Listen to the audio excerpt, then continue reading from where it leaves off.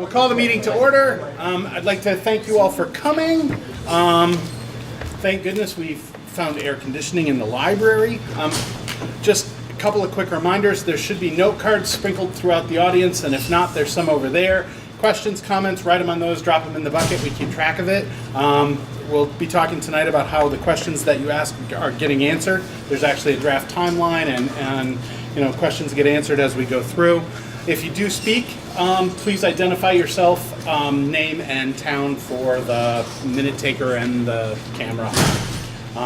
Okay, so do we have any additions and corrections to the agenda, folks? Yes. Trish? Yes. The date is incorrect at the top. Yeah. Yes. The agenda is accidentally dated from the date we duped this off of, so we need to change that to August 6th. Anything else? Any other mistakes? Additions, corrections? Okay. Yes. Yes? We're good. We're good. Okay. I thought somebody. Okay, so next is members of the public. If you're here to engage in the discussion tonight, then we'd ask you to wait until a little later. But if there's something else you're actually here to discuss that's not on the agenda, a quick question, something, now would be your time to speak. Okay. Correspondence. I think everybody has a copy, and I know Bill got it, and we'll post it. We did get a lengthy letter that I won't read into the record, but it'll be posted. Just really general comments about what's going on, and it will be posted to the website. I read through it a couple times, but Al collects our questions and collates them, and then is part of the process that gets them answered. So if you want to take a look and pull out questions that need to be answered out of this, if you have time, or when you get to. If not tonight, but for the next meeting, for the website. Okay. So there was copies of the draft timeline over there. Not a lot really to this. I guess if anybody has any questions about how that worked, we developed that at our retreat, and it goes through a pretty intense meeting schedule until we have to make decisions for what we're actually going to do for the first year that this board runs the district, and then the continuing conversation about if there are further changes and what we do, as we move forward and the new district grows and changes. It does give some decision dates. It also gives, budget vote dates, and there will probably be some other things that come in there as we go along. But that gives you a rough outline of where we're going and what the timeline for those things are, and then what the decision dates are about and what's going to happen then. Joe, Yes. point, we may add more meetings if necessary. Oh, we may have to, if we have to add more meetings, we will. Where we can fit them in, but this was the schedule that we've developed so far and are running with right now. Yes. Can we just have here who's up sitting up front? Sure. Can you identify yourself for the camera, please? Marcia Wells, Newfane. Thank you. Okay. Sorry about that. I get going. I forget about introductions. My name's Joe Winrick. I represent the town of Townsend, and I'm the chair. Al? Al Clausen, Vice Chair, Townsend. Howard Iris Wyndham. Ken McFadden, Newfane. Alicia O'Donnell, Brookline. Mike Foley, at-large member from Townsend. Trish and me as well. Trish Scott, at-large member from Townsend as well. Lindsay Bertram, Newfane. Drew Hazelton, Jamaica. I'm Bill Antone. I'm the superintendent. Okay. So the next thing up is the communications plan. We worked on this. We actually gave Bill direction to create a communications plan, and I wanted to let him talk about where we are on that as we roll it out, and what's going to happen, and how we're going to disseminate information as quickly and accurately and broadly as possible going forward. Bill? So since we last met, we've engaged a web creator to give a nice basic Google site that will only be this board. It will not be anything else other than the work that you guys are doing. So it's a one-stop shop for people to hear what's been discussed, to have questions answered, to be able to post questions. So I have a little mock-up. This is just the basics of where we're started. But basically, it's going to have minutes, the videos, agendas. It'll have everything from your board member work, as well as the public Q&A.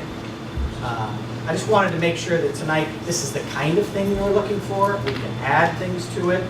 I can build this out over the next 2 weeks, show you what it looks like on the 28th, and give you feedback from that. But I just wanted to report back that we are getting a one-stop shop.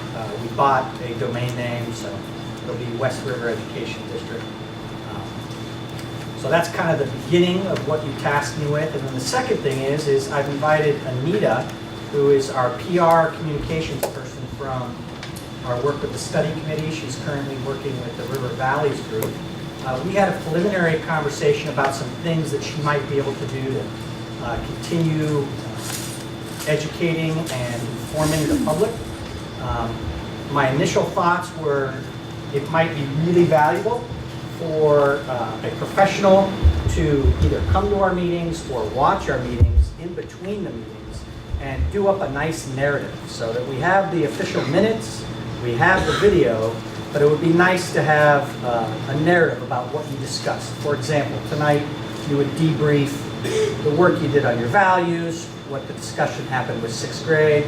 But if you had great detail you wanted, you could always go to the video, you could look back at the minutes, but just something that was really digestible, something that could be shared, something that would allow the public to understand what you discussed and some highlights. I am open to whatever the board wants me to create, but I asked Anita to come tonight to talk about possibly providing that service and any other service that the board needs. Thoughts, guys? Howard? I've seen this scenario play out many times. Websites, great, a lot of enthusiasm when you set it up. They require ongoing weekly maintenance. Somebody has to be responsible for keeping them up to date.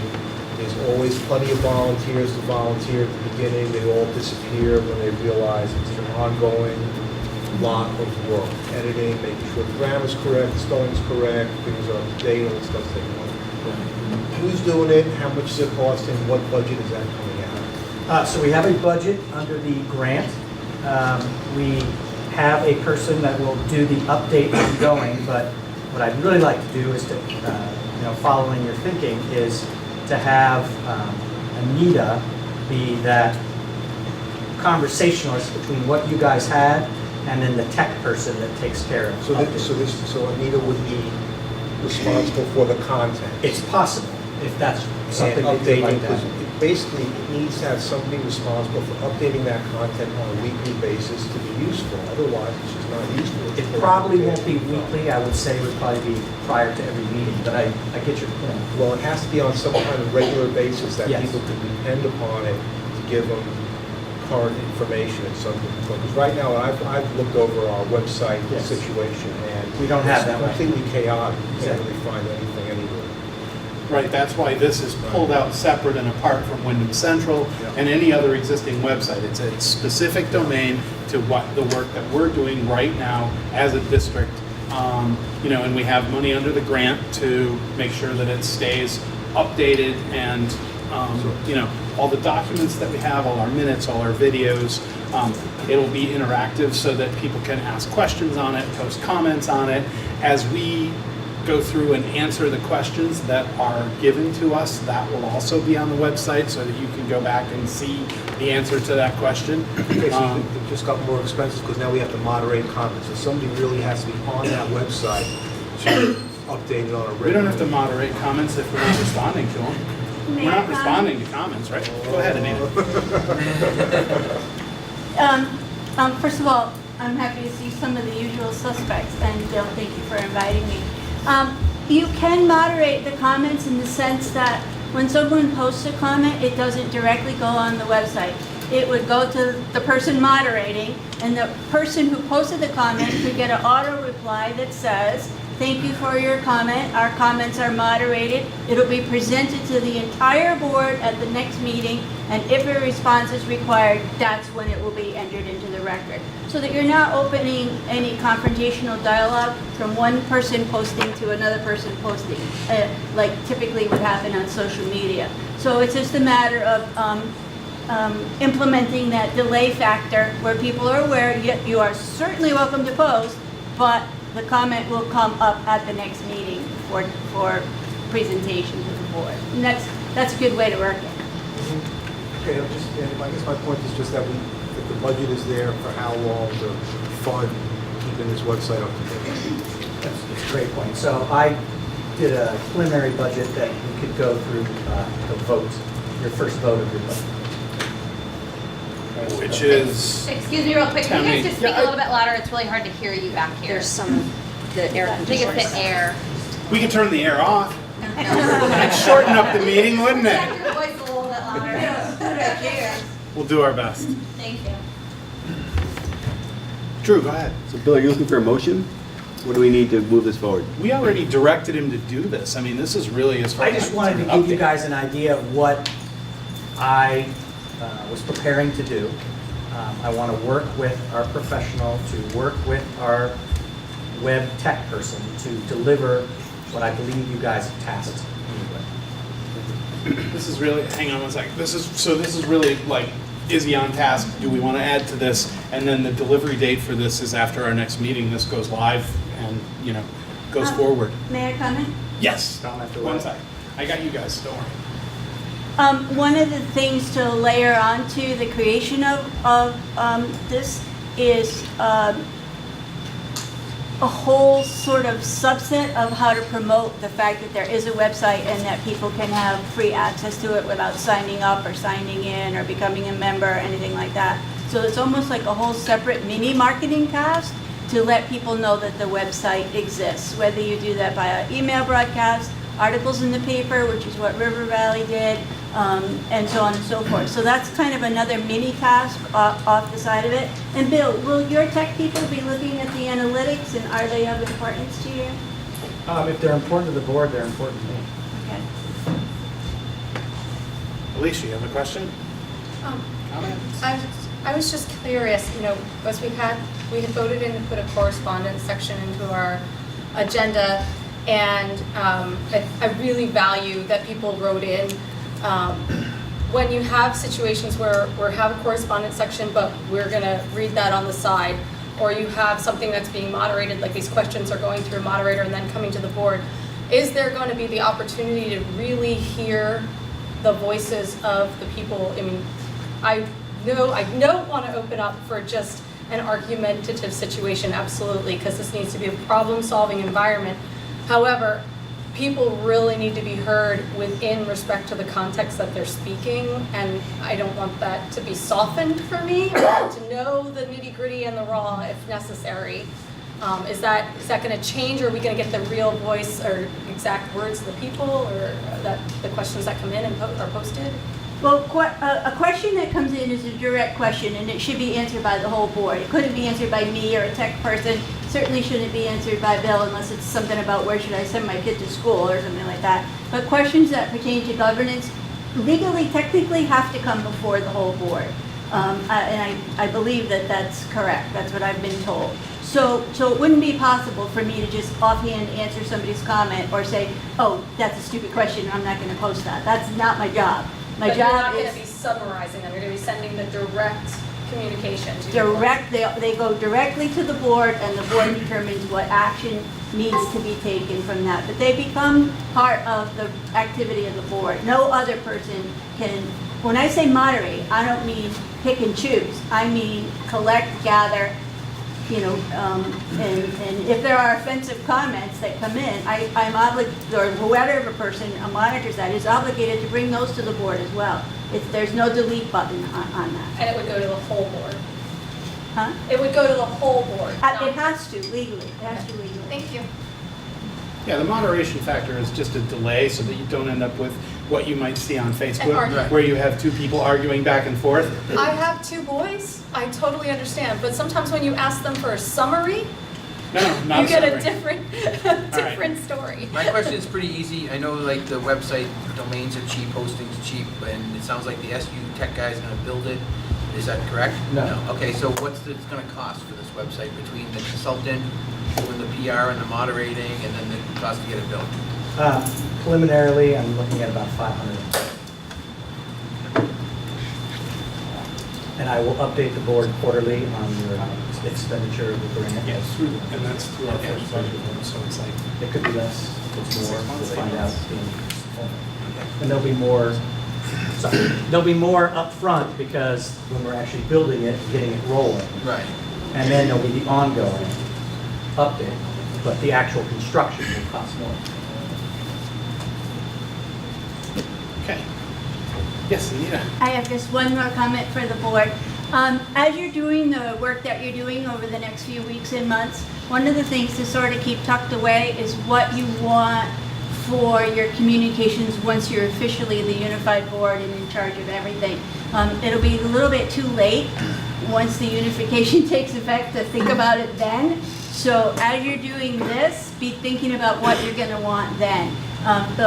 Study what's been effective for you in website or communications, whether it's been email blast, direct mail, whatever, and plan to use all of those things in your new thing going forward, because what you're building now isn't going to apply necessarily once you're the official governing board of the district. It's going to be sort of two different animals after and before. So just be aware of that there's going to have to be a little change once you're the official unifying board. Thanks. Go ahead. Could this site, or maybe should this site, it being sort of compilation area, have a frequently asked questions area? So because I know a lot of people that I've spoken to have similar questions that could be answered very quickly, and I worry that it just becomes sort of a repository and they end up sifting through that website instead of sifting through a different website. That's definitely part of the vision. Great.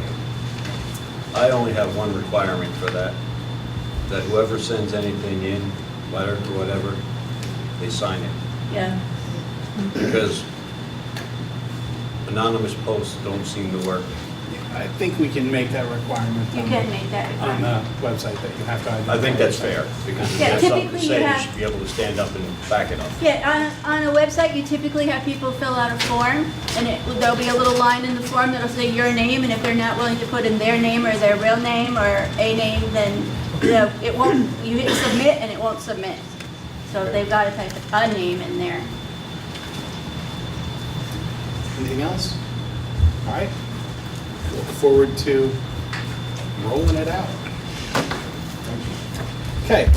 The next thing is going back, guys, to where we left off on August 25th. We had identified the values that we had for, I'm sorry? They want to hear this one. Right. We had identified the values that we had, that we thought were important in the K-6 education across the board. And then after we had done that, then we were going to go through and list some of the inequities and the things that are different from school to school across the way. We had done that work for pre-K, and now we were going to do it for K-6. So,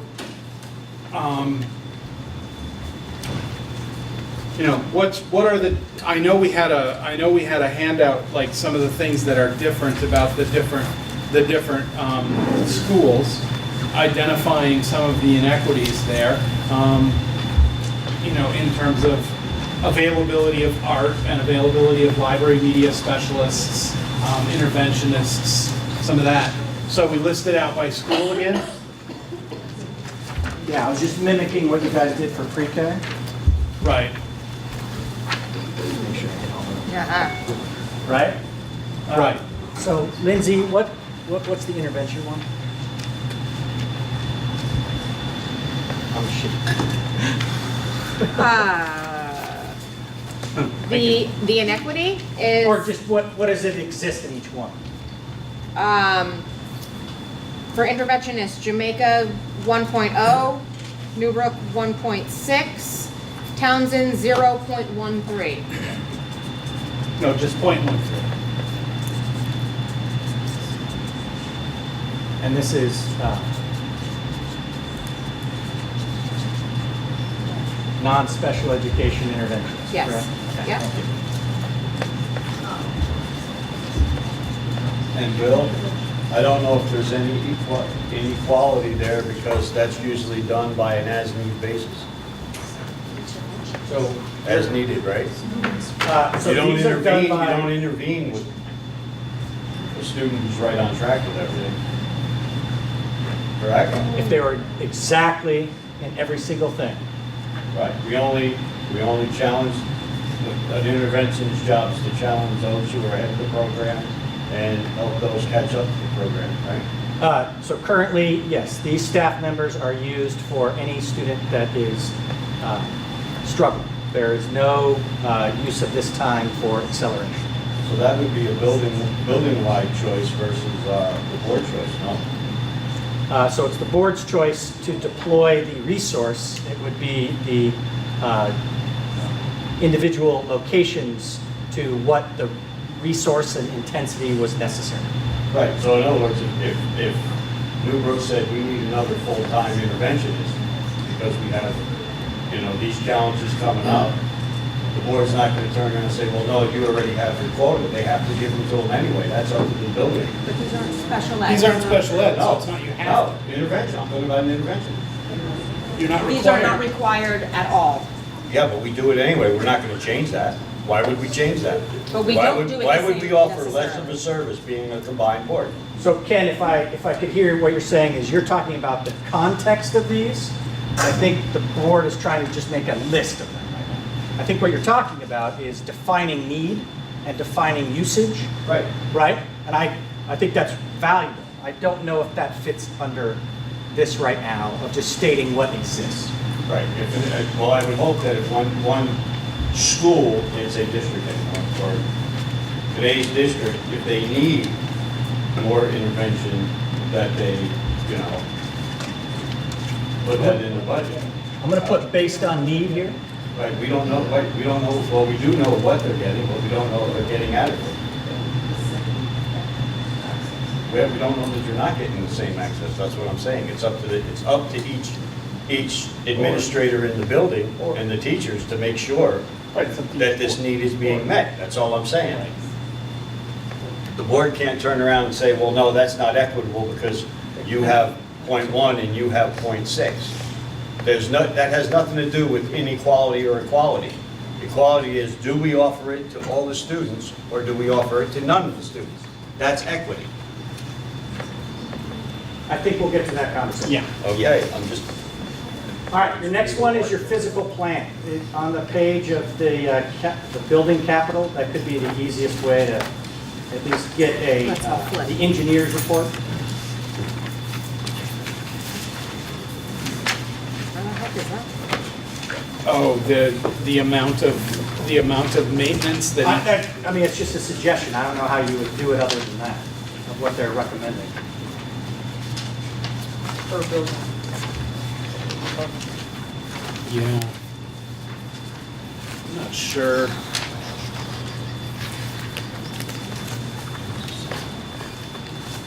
Oh, yeah.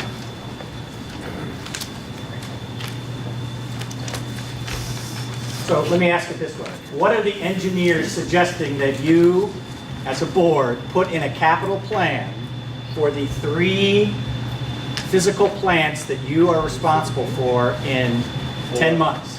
or, So, yes, we're just talking about elementary right now. Oh, Thanks. okay. So that would be for the 2019 fiscal calendar year? This is a little tough though, because, we're already looking at missing the 2017 and 2018 recommendations, so really we have to look at kind of the total. You have to add Yeah. 17, 18, 19, and 20 Yeah. if you are going to properly budget. 17, you didn't do it. 18, you didn't do it. 19, you Under didn't round, budget budget. for it. Jamaica's 56, Bill, Thank you. plus or minus 2. Blue and gray is, Leave Leland and Gray out of it. try to leave blue and gray out of it. Newfane is, I'm sorry, Newbrook is 300,000. Townsend is 64,000. Thank you.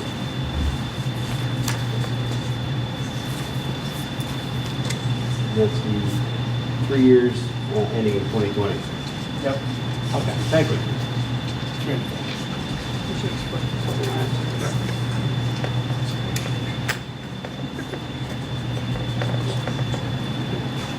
60, oh, Jamaica? Jamaica is 56. Okay, your next one is your school support services. You guys identified nursing, counselor, social worker. Okay, so right now nurse is all the same. We know, Okay? whatever the minimum is. You guys want to report it out as a big FTE? What do you guys want to, how do you want to capture this data? It's FD. Okay, so first, let me just ask for a clarifying question. Beyond nurse, counselor, and social worker, is there a school support service that you are missing that hit your values of supporting your students? At the retreat, you came up with nurse, counselor, and social worker. Well, the library's broken out separate. There was a locally paid para in school.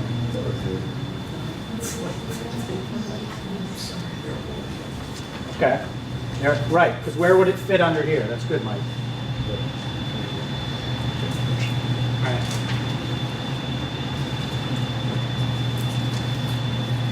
All right, thank you. All right, so I got nurse, counselor, social worker, and locally paid para. How much FTE is the nurse in each place? 0.2. 22?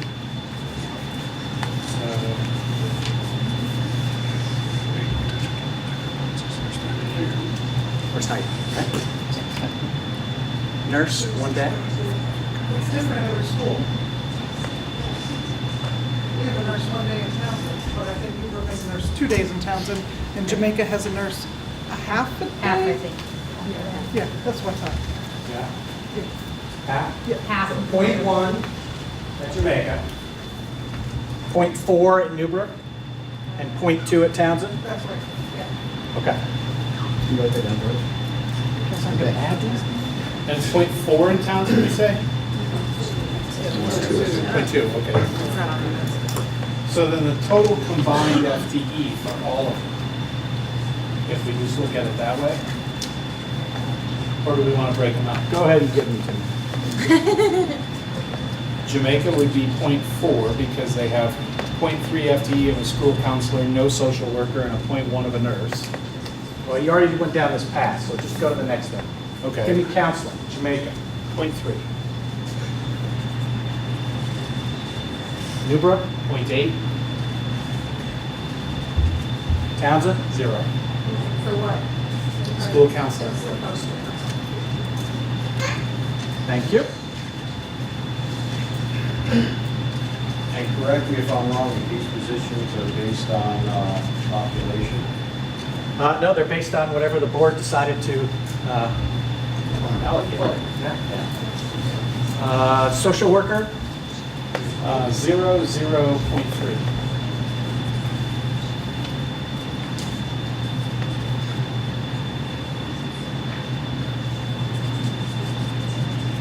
all right.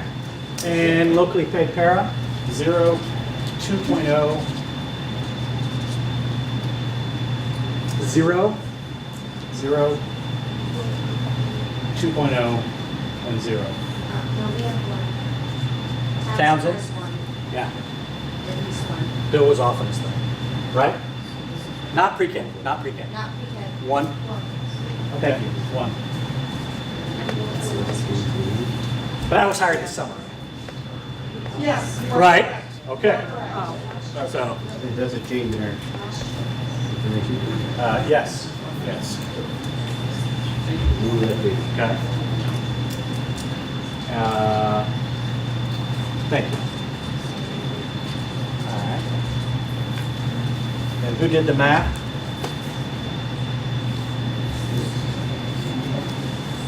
Point 4, 3.2, 1.5. Thank you.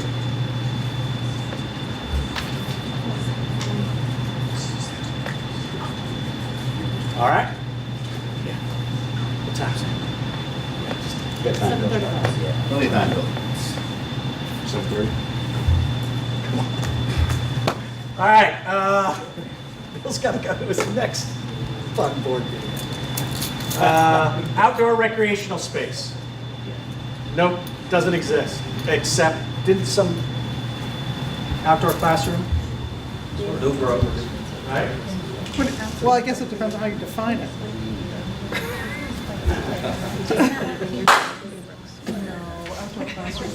Yeah, I don't know how we, no. How would we even quantify, I mean, Newbrook has an outdoor classroom. I don't think. Yeah, kind of, yeah. Outdoor space. Is this just a yes or a no, or are we gonna try and do it by square footage? Or? I think yes or no. Yes or no? Yes or no. Okay, yes or no? The question is, are we using this classroom? Yes. I think they all have some sort of outdoor space, So are right? they utilizing the outdoor for classroom space? Is that what we're looking at? Because every one of them has something outdoors. Okay, are they using outdoor space as a classroom? Does Jamaica? Well, so we said outdoor space was a value. What are we looking for? Outdoor classroom? A playground? You know, It would be a recreation area for the kids. You gotta Yeah. look at it that way. No, what are we, so if we, first we have to say exactly, you know, first we have to What is say the value? what we're valuing there in terms of outdoor space. And then we can say, you know, it's yes, it has it, or no, it doesn't have it. Or, you know, are they using it for instructional purposes, or is it just playground? So if I can. Yes, please. We all have outdoor space in our, the 3 elementary schools that we're looking at. The question I want to know is that are we utilizing outdoor space for classroom? Because it sounds like some are. I think all of the schools would use outdoor space for phys ed, I would assume. Mhm. So that's all of them? Four Yeah. winds. 4 winds program. Do they all have 4 winds? No, no. No. So I think that's important to note the difference. Yeah, so the question, now for outdoor spaces, are they using it as an educational space? So they all have phys ed, and I'm sure they all use outdoor space for phys ed, Yep. For the gardening, right? Newbrook has a gardening program Right? where they grow their own food. There's a different food, there's a different food one, like food that's farm to table type stuff, I think. Yeah. Yes? But is the garden, my understanding is the gardening at Newbrook, the farm to table sort of stuff, that is part of curriculum. Yes. Right. So I think that Okay. that's different. That's outdoor classroom space. Okay, so Newbrook definitely uses it for outdoor classroom, for phys ed, farm to table. I think this is hard, I can't watch that. So I guess it would be helpful to define what each school uses outdoor space. We all know they use phys ed. Sounds to me like Newbrook uses it for, Maybe highlight the things that are different. Right, exactly. Everyone uses it That's for all phys I'm ed, trying don't put to- phys ed up here.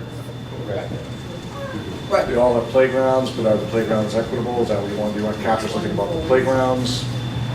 Are there outdoor classrooms, yes or no? I mean, there's a couple different layers to this. Right? 4 winds program outside nature classroom. Okay. On campus. On campus. curriculum It provided. doesn't have to be on campus, it could be. So is that at Newbrook? Yes. I was writing 4 winds. Field trip Yeah. to the river. Okay, anything else that happens outside? Yeah, we got a pizza oven too. Get picky. We got an outdoor pizza oven. That's not really curriculum That's based, good. Well, it is if you have a cooking class. but they know. Do you? They haven't. Not yet. We're working Okay. on it. Next. Okay, what's next? Well, we didn't write anything in Townsend, so I'm assuming only right, yes. Phys ed. Phys ed. There's that, So is that yes. better? So PE for all three. Yeah, maybe playground. Yeah. Yeah, they all have some form of playground.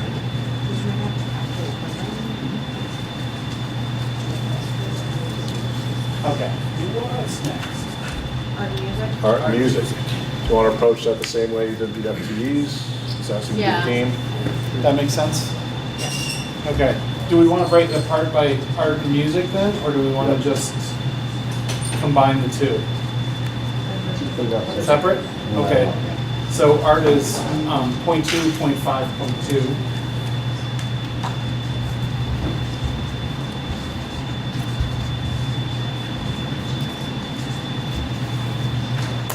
Do we want to break music apart by instrumental and general? Okay, so then it's point 3, point 6, point 3.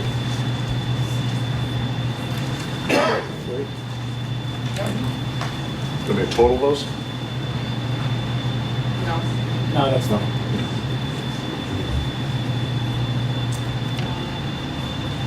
Foreign language. Am I continuing up here, right? Yep. Nobody has. I don't think anybody has a foreign language in elementary school, do they? Nope. 0, 0, 0. That's because maybe informally, right? Yeah, so nobody has a foreign language. Not world language, Yep. Library?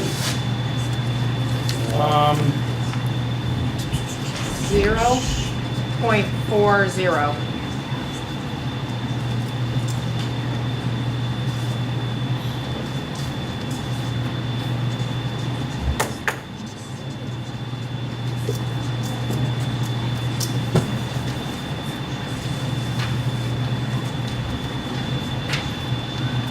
What does that say? This says enrichment, additional learning opportunities, field trips, experiential learning, residencies like UAD.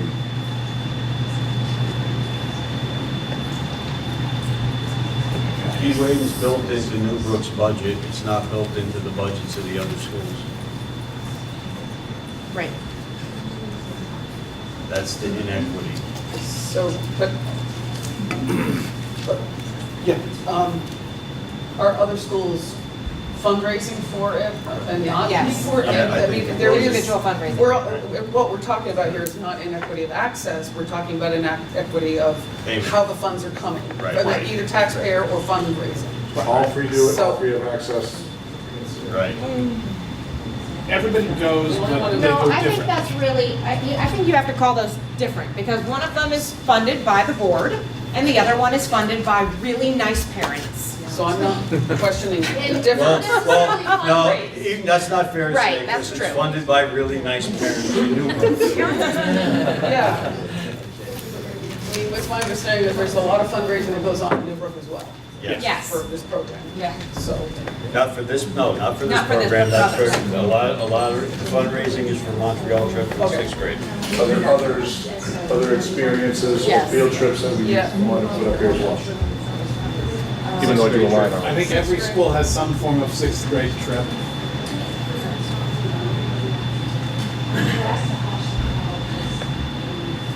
So we're gonna go through things that are fundraised within the school also, within each individual community as Well, well? I don't think the 6th, I mean, everybody has a 6th grade trip. I don't think anybody pays for it. I mean, it's all fundraised. Right, the only thing that's in the, parents pay. right, Its parents just pay straight up, or the school pays? No, some of the parents pay straight up. yeah. Because Okay. last year we wrote a. But it's not in the school funded by- budget. It's not funded by the school budget. Correct. Right. Gotcha. So each kid does not technically have equal access. Right. How do you want me to capture that? Carefully. I think just noting 6th grade trip. I think just noting 6th grade trip lets us know, 6th grade Variety trip. of funding. Variety of funding.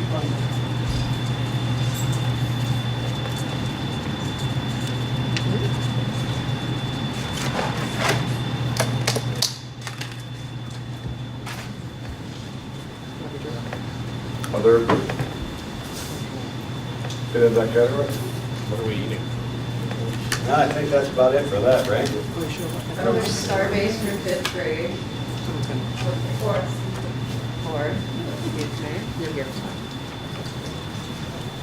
I'm sorry. Starbase for 4th graders happens. I think at every school, right? Jamaica, Townsend. Not Newbrook. And that's in the budget, I think. No, that's free, or that's free. Starbase? Yeah, it's a science program. In Rutland, they take the kids to Rutland. So you're saying for us? That's correct. Yes. Starbase. Well, you can see it from there, but There's no costing for that. That was all parent. Yeah, well, we just have to get some idea. What is that, a one-day thing, or 4 weeks. 4 weekdays? I mean, Starbase is 5 days. 1 day a week for 5. 5 days. 1 day a week for 5 weeks. We had it. Averages. Okay.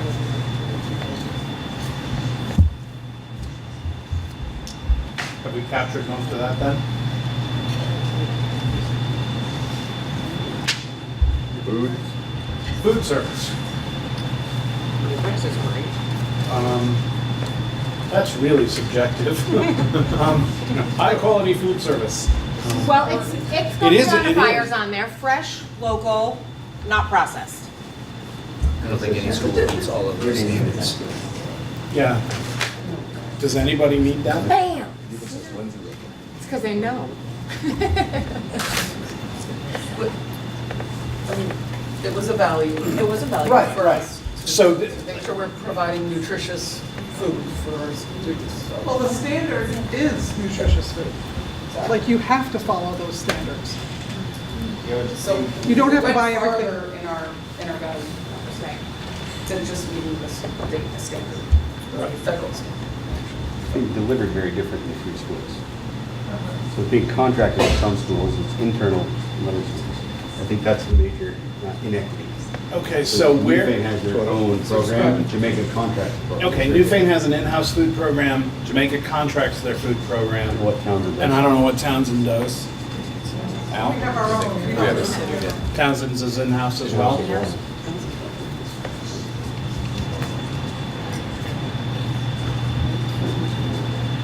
We know Newbrook has local, we know Newbrook has a garden as part of their curriculum, and it also feeds into the food program. Does any other school do that? No? Okay, so Newfane has a garden, the other two don't. Not an in-house garden. Any other differences in the food service that we need to note? I think there's funding differences. I thought that Newburgh was not an in-house, I thought they were under contract. As far as I know, talking I with think Chris, the that they're board just under budgets what contract, they he's trying to budget get for out food of. service, whether it's contract or in-house. I mean, they may pay different amounts, but based on what they've chosen. I mean, it may cost more to run an in-house program than to contract it, or it may be more to contract it, I don't know, but. Well, we have a contracted employee, he has a Right. contract every year. Right, but there's funding differences, it's all just out of the budget.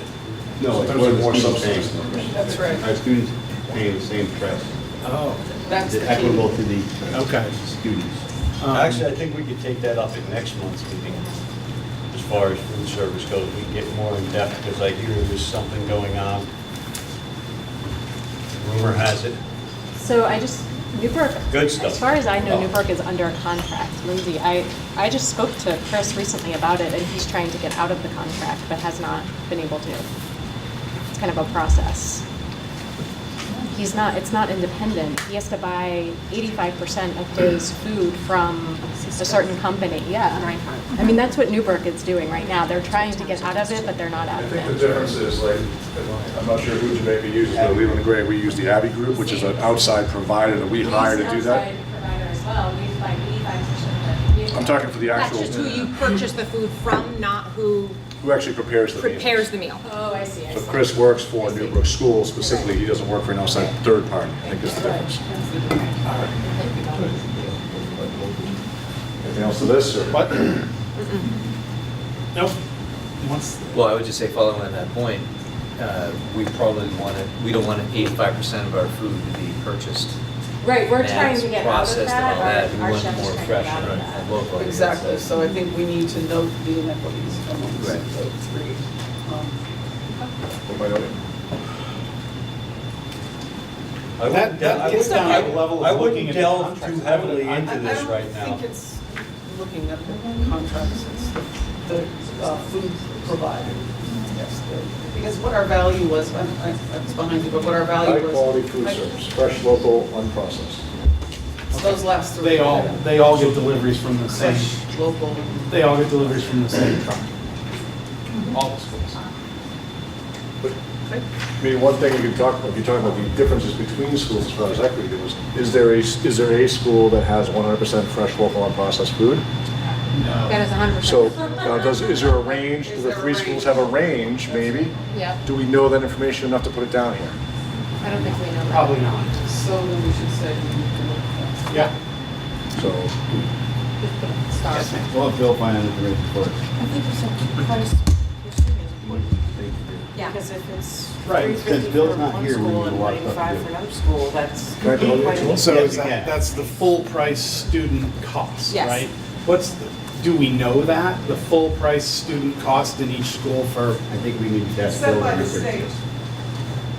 The full price cost is set by the the state. state sets a bottom line, I think, right? You can, yes, you could make it higher, By but going higher, there's a base. that you we have tend to charge. all stay with that base. The state pays X amount of dollars, they get paid, we get paid Like it's federal. X amount of dollars for food Federal.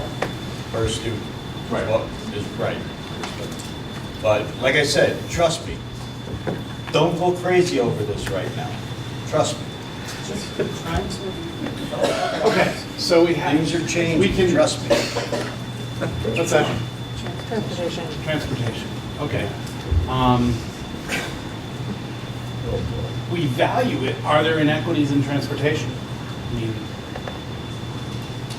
So, everybody has the same contract with West River and the bus routes get set, the kids get taken to school, right? so, I think Wyndham might be different, but Well, the other. Wyndham's not in But it they're right not now, here. Wyndham's not in I'm it. just stating, Wyndham might be different, but I believe there isn't any of those three schools that go to everyone's door, right? Correct. So,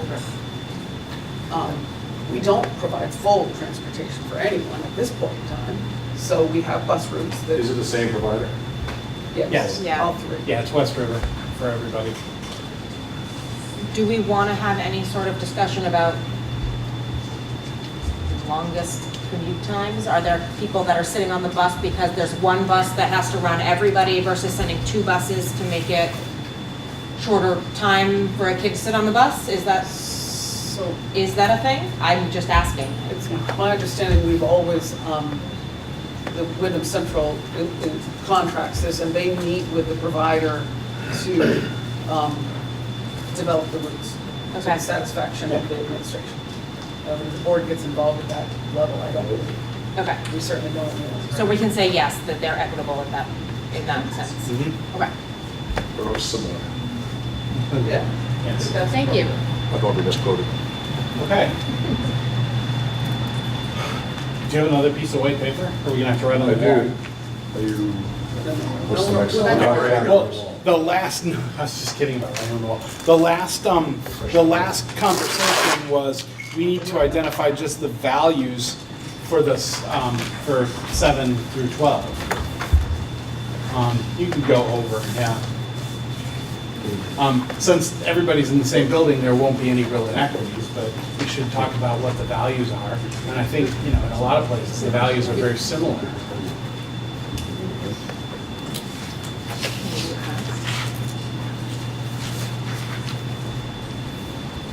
Now, if you take pretty much everything that we have in K6 and put it over as the 7, 12 values, are we wrong?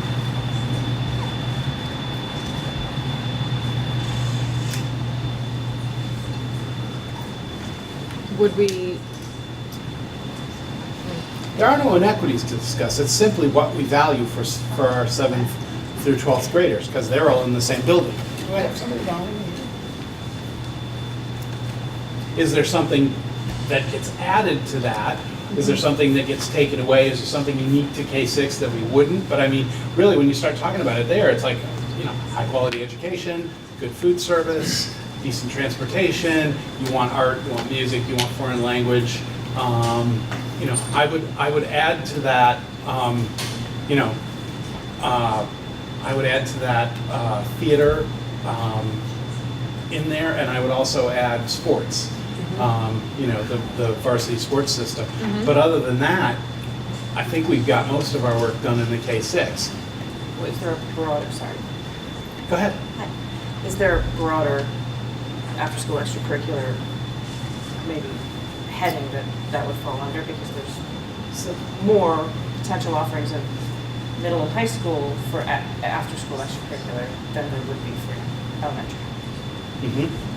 And did we add expanded learning opportunities under K-6? Yes. We did No. expanded learning opportunities, because I don't.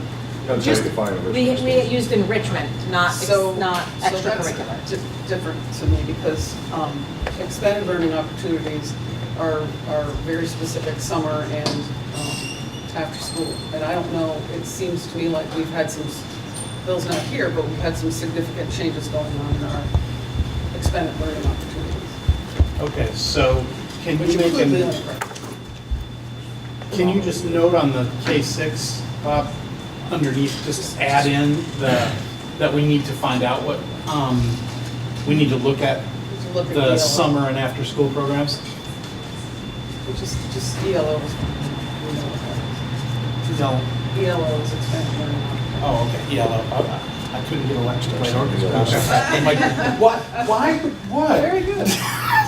Yes, so like, So same, copy paste. same plus? Yeah. I mean, that's just my initial thought. I think, well, Trish and Al.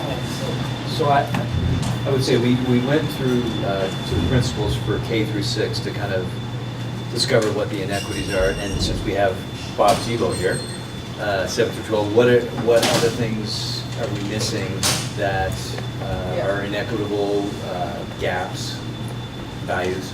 What's your wish list? Well, I mean, I can tell you what we have, but that doesn't mean that that's what you value. And I can tell you what I would love to see, but it doesn't tell you what you value either. So I guess it's really the community's. Tell us those things and we can. And then you can talk about it decide. quickly. Well, for example, one thing you wouldn't see on this list, but you might see here is AP program. Right. Yes. Dual enrollment offerings. Write them down, right? Yes, List I myself. second that. And I think, Hey, somebody else do our work. I think with AP courses, you have to, again, the value of that is to what end? Is it a class of 2, we run it, we value it? Or do we kind of value it, but they have to have with a certain number of kids interested, or we don't value it as much? Those are choices that you have to, there's degrees to which you can value it. So that's also true of other elective courses Right. as well. Of course. We've been dealing with that for a really long time with world languages. So other things, so work-based learning, something that we have. Would you lump that under co-op? That is co-op. Co-op? It's actually the correct name. What? Work-based learning. Okay. We don't like those correct names. Well, it might be good to have it. Don't say that. I would also add, related to that, I access to just- CTE. Right. CTE, career technical education. So let's see. Doesn't mean, So you mentioned some ELO being listed up here, but someone had mentioned theater and sports. I mean, how do you want to have that listed separately? Do you want to include that as being in this section, or how do you want to?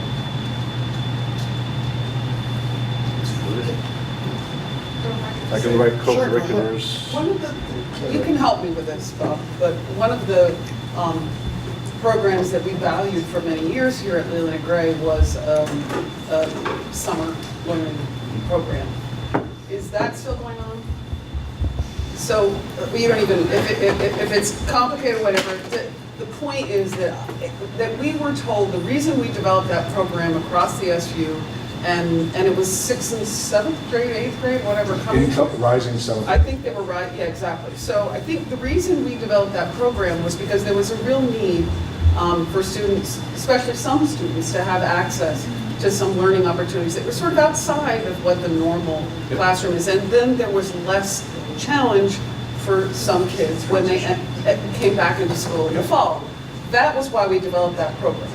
And it seems to me that we haven't been able to sustain that. And it sounded to me like part of that was that there wasn't sign up for it. So there was a loss in our 21C funding at the secondary level, which funds our summer programming and our after-school programming. And that was due to not being able to make the target numbers of participation.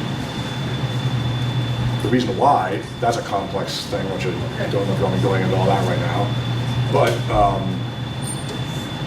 some of it's good. Some of it's that there's participation in athletics and drama is high.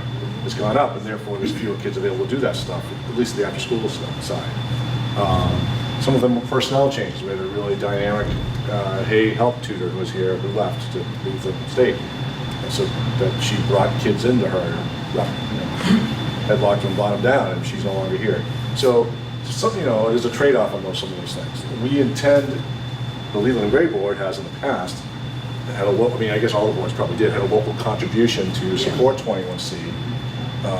My intention this year to use the money that's left for that was to run a summer program. We just couldn't get it. By the time I found out about the 21C going away, I didn't have time to really do a thorough job of putting that out there, but our intent is to roll that out next summer to bring that back. And does that include the second bus? Yeah. The late bus? Well, the late bus for us is still going to run because of that. They're sort of coattailing it onto the elementary schools, which funding still does exist. Okay. And the other piece was having high school kids do the counseling role at the elementary schools. That is also continuing. I can't speak for the board, but I can speak for myself. That is a value of mine, expanded learning opportunities. And I think that we need to continue to explore the need of our students in our district. So you have this here to look at. But what we don't have, do you include co-curricular in this, or are you thinking of that as a separate entity? That's what I'm trying to get at. Am I listing co-curriculars here, or are we considering that under yellow?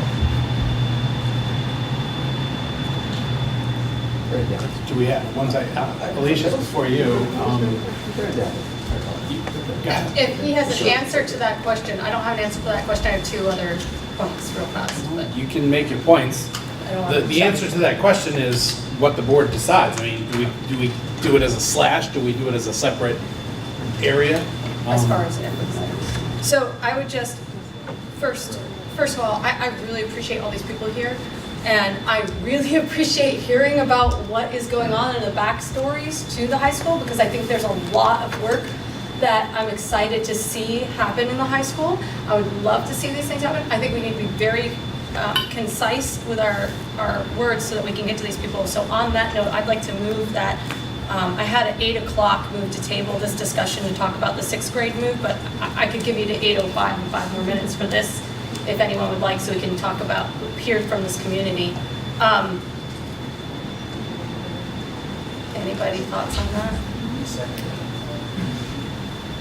5 more minutes on this table, and then we can go to the 6th grade move, and then we come back to this either at the end of the meeting or at the next meeting as well.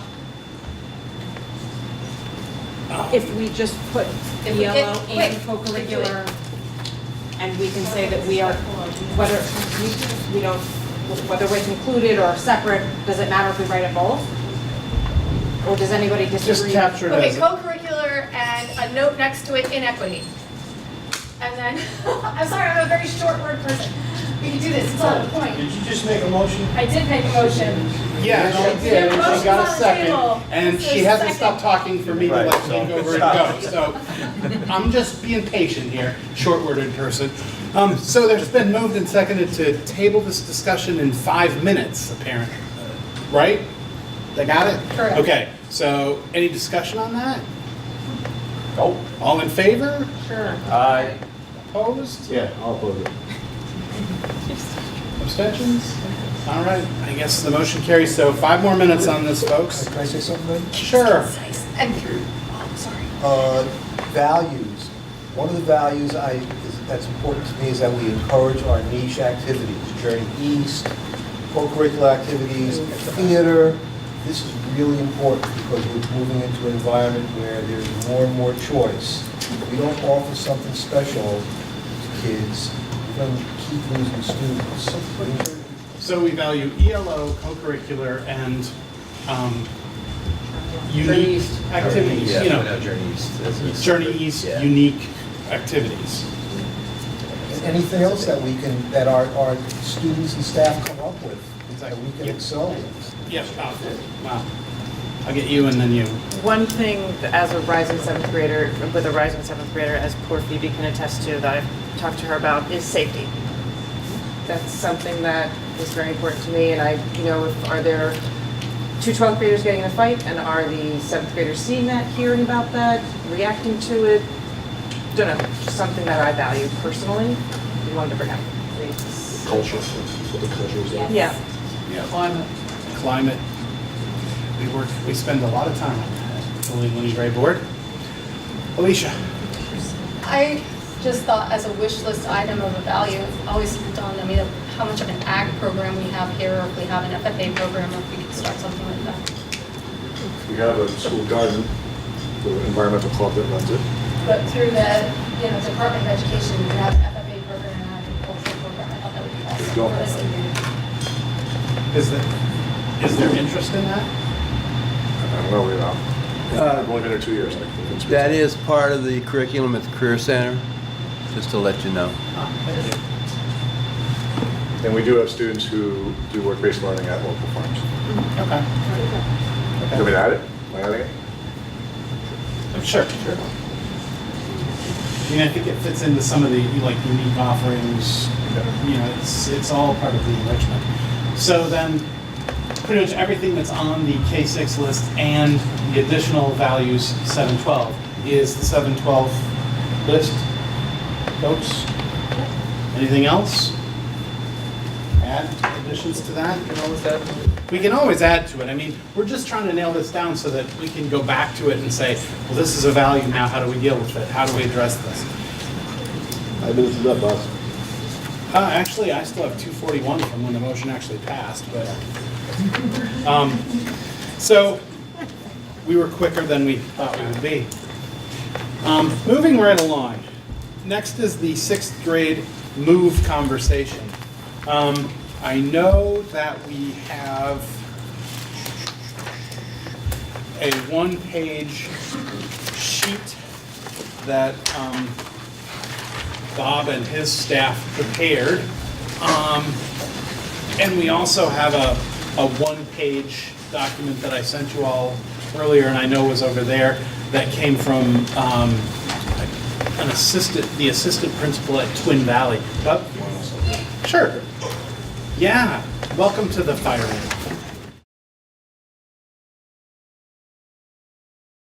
Would highlight some of the challenges that had come up in some of the questions that I'd heard about. I wasn't privy to all the questions, but just some of the ones I heard attending the meetings myself. And also to try to talk a little bit about what some of the, I say the word solutions, but really how those questions might be answered, I guess, in a way to try to address them. So one of the things that we heard a lot about is that these students would be coming into what would be a middle school and thinking about how we would approach kids differently. It's pretty different to have a 12-year-old and an 18-year-old, obviously in the same building. But under the solutions, we wanted to make sure that people were clear on the fact that we have undertaken in the last 2 years a complete rebirth of our middle school program. I would say that when I arrived here a couple of years ago, we had more of a junior high program, and that we really model it under a true middle school program. The concept of middle school can range from anywhere from 5 to 9. So we're a 7-8 currently, but anything in a 5 to 9 range can be considered middle school depending on how you group them. So there's lots of possibilities there. We've been working with the Tarrant Institute, which is a middle level learning nonprofit that's affiliated with UVM that provides coaching for our middle school team as they've gone through this process. And our teachers have received additional training through the Middle Grades Institute. Our entire middle school team went to a full week at Castleton this spring after school got out as well. The focus areas for that training, as you can see, are around meeting social, emotional needs of students, academic needs of students, and keeping it student-based, student-centered around proficiency-based learning using a project-based model to accomplish that. We're very pleased this year because we've had the hiring of a new Dean of Academics. This is Dr. Mike Harrigan, who's just joined us mid-July. He comes out of a middle school classroom down in Florida and has an incredible experience and passion for middle school. So it's really fortuitous the timing as we start to think about these kinds of things, have someone who's really well versed in sort of that language. I was a secondary teacher at the high school level really only, and so my classroom experience was not at the middle school level, but having someone here who can speak to that is key. One of the other areas that came up was about the idea of the interactions and exposure of behaviors that a young student might see at a larger building. And so we talked about the idea that we have completely different bell schedules, so kids pass through the halls at different times. Kids eat lunch separately, kids use separate restrooms. We have a somewhat divided building as it is, whereas the middle school right now is entirely on A level. There's a few high school classes up there, but B level, where we're at now, is entirely high school classes. Obviously, there's some places that share, but that's the basis of it in those places. We do have some planned deliberate experiences that incorporate the whole school. We have a Monday morning meeting that we have the entire school in. We have certain events like our Spirit Week event and our Rocktoberfest event that are planned 7 through 12 as it is. But most like dances and social events are really well, they're definitely separated. We don't allow either at either of the events, except for those two that I mentioned. And mentoring opportunities as well, so maybe we have deliberate plan experiences. So thinking about how you might think about that, your child's experience, are they going to see a 12th grader or an 11th grader if they're here as a 6th grader? Yeah, they're going to see them. Are they going to be interacting with them the bulk of their day? No, they're not. So that was one of the things I want to make sure was clear. There is a separation. One other element that came up was about the space, and people asked the question, and the board didn't get a chance to ask me to answer that, but is there space here to do this? And yes, there is. When I was a teacher here 15 years ago, there were about 160 more kids than there are here now, so bringing in 40, probably manageable. So we would restructure some more spaces and such up on A level, but definitely manageable from a space perspective. One other area that I saw it on this sheet as well, questions about licensure. As people know, most elementary teachers are licensed K to 6, and most secondary teachers are licensed 7 to 12. However, there is a middle level endorsement that covers 5 through 9. So for what I would need if I was told your staff is going to do this, and you're not going to get additional staff, which I don't have any details about how this would work, but if that's what I was told, I've been talking with the AOE licensing office to find out what would be involved in getting my content specific teachers who are secondarily endorsed to get a middle level endorsement. Would not be that big of a deal because they already have the content endorsement. There would be a transcript review they could do, and there's some courses through the Middle Grades Institute that I'm doing with Tarrant that would help fulfill some of those requirements that we're doing anyways. So that's one approach to that, if it were arranged that way. As you can see in the sheet, I've listed some other things that are just kind of logical to think about. All of our standards that exist from the NGSS for science, Common Core for math and ELA, and C3, which is our social studies standards, and I'm guessing maybe Shape 2, although I don't know that for PE and health, are arranged in a band of 6 to 8 anyways. So the learning targets that we are developing are really, we're targeting in that way anyways. And then 9, 10 is a band, and 11, 12 is a band. So as we do that, that's kind of how we're thinking anyways. One additional positive, I know some people might view social opportunities as a disadvantage, which I can understand why folks might think that, and it certainly could be. But because of some of the things that we mentioned up here that we have access to here in the middle school, things that are not accessible currently at the elementary school for kids. So they'd have those opportunities to be social in co-curricular experiences and to be in a broader, bigger class coming together in one setting. So rather, I think the example that was talked about with the 2 girls in the class, they didn't get along. I think Jen McCusick had talked about the story. Like obviously, those kinds of things, you come into Leland and Gray, you'd be with a bigger cohort. So there's an economy of scale around the social interaction. We talked about having it be more developmentally appropriate because it's a middle school environment. Access to the exploratories, which is something that all of our middle school students have access to: art, choir, band, family, consumer science, which is the old home ec, if you're not familiar with that terminology these days. The world languages, exploratories, personal development, which is a new program that our counseling staff is going to be running around personal development, which includes sort of the social emotional well-being as well as career planning. health ed, taught by a certified health teacher, and technology as well, keyboarding and Google Apps, education, so on and so forth. So that's something that they would have access to. Increased special ed opportunities. We have the in program and the home program here. The in program is our intensive needs program, and a home program is sort of a hands-on, it stands for hands-on, minds engaged program as well for students. They're the ones that do the kayaks and the trips and the experiential learning. The co-curricular stuff, we talked about that a little bit, but we've basketball, softball, baseball, soccer. We've had track and track added this past year at the high school. There's possible expansion to the middle school, as well as interest in a cross-country program. We have the theater program, which is open right now 7 to 12, so it would obviously be 6 to 12. There's a co-curricular music program, which is in addition to the normal band or chorus, which is a jazz band, which would be open to the middle school, a JV jazz they call it. Some of the other offerings like pep band and those kinds of things would be more just to the high school still. And then winter activities. I talked to the 3 other principals and found out that there's one school that has 1 offering, there's one school that has 6 offerings, and there's one school that has 2 or 3 or 4 offerings. And so when they came here, they would have about 11, 12 offerings that they would have access to. So a much broader expansion and exposure to winter activities. There's some other things to think about. One thing just to point out that 6th grade students are already exposed to high school students on transportation in the afternoon, which may or may not be a good thing, but it's something that has been happening in this district for many, many years. And that's in a much less structured environment than what they would get here at the school.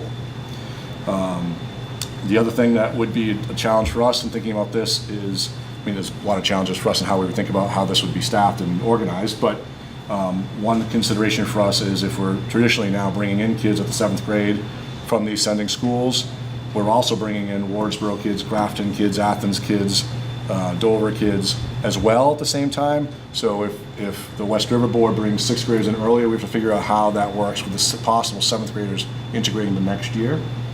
It's not insurmountable, but just something to kind of think about what that would look like. So that was it. I'm happy to answer any questions. The other document by the Twin Valley Assistant Principal, I didn't have anything to do with that. Bill just asked her to write because their experience is a 612 and to give her feedback. So that's from her. Leanne Monroe, her name's at the bottom. If people want to reach out to her. Alicia, you had a question? You mentioned in the middle, the AOE, you'd have to work with the AOE, wow, I'm gonna get myself tongue-tied, for a middle level endorsement for some of the teachers. How long would that take? Well, what they would do is they would give us, worst case scenario, they would give us a provisional licensure to begin if that was a situation, which gives you 2 years to get that work done.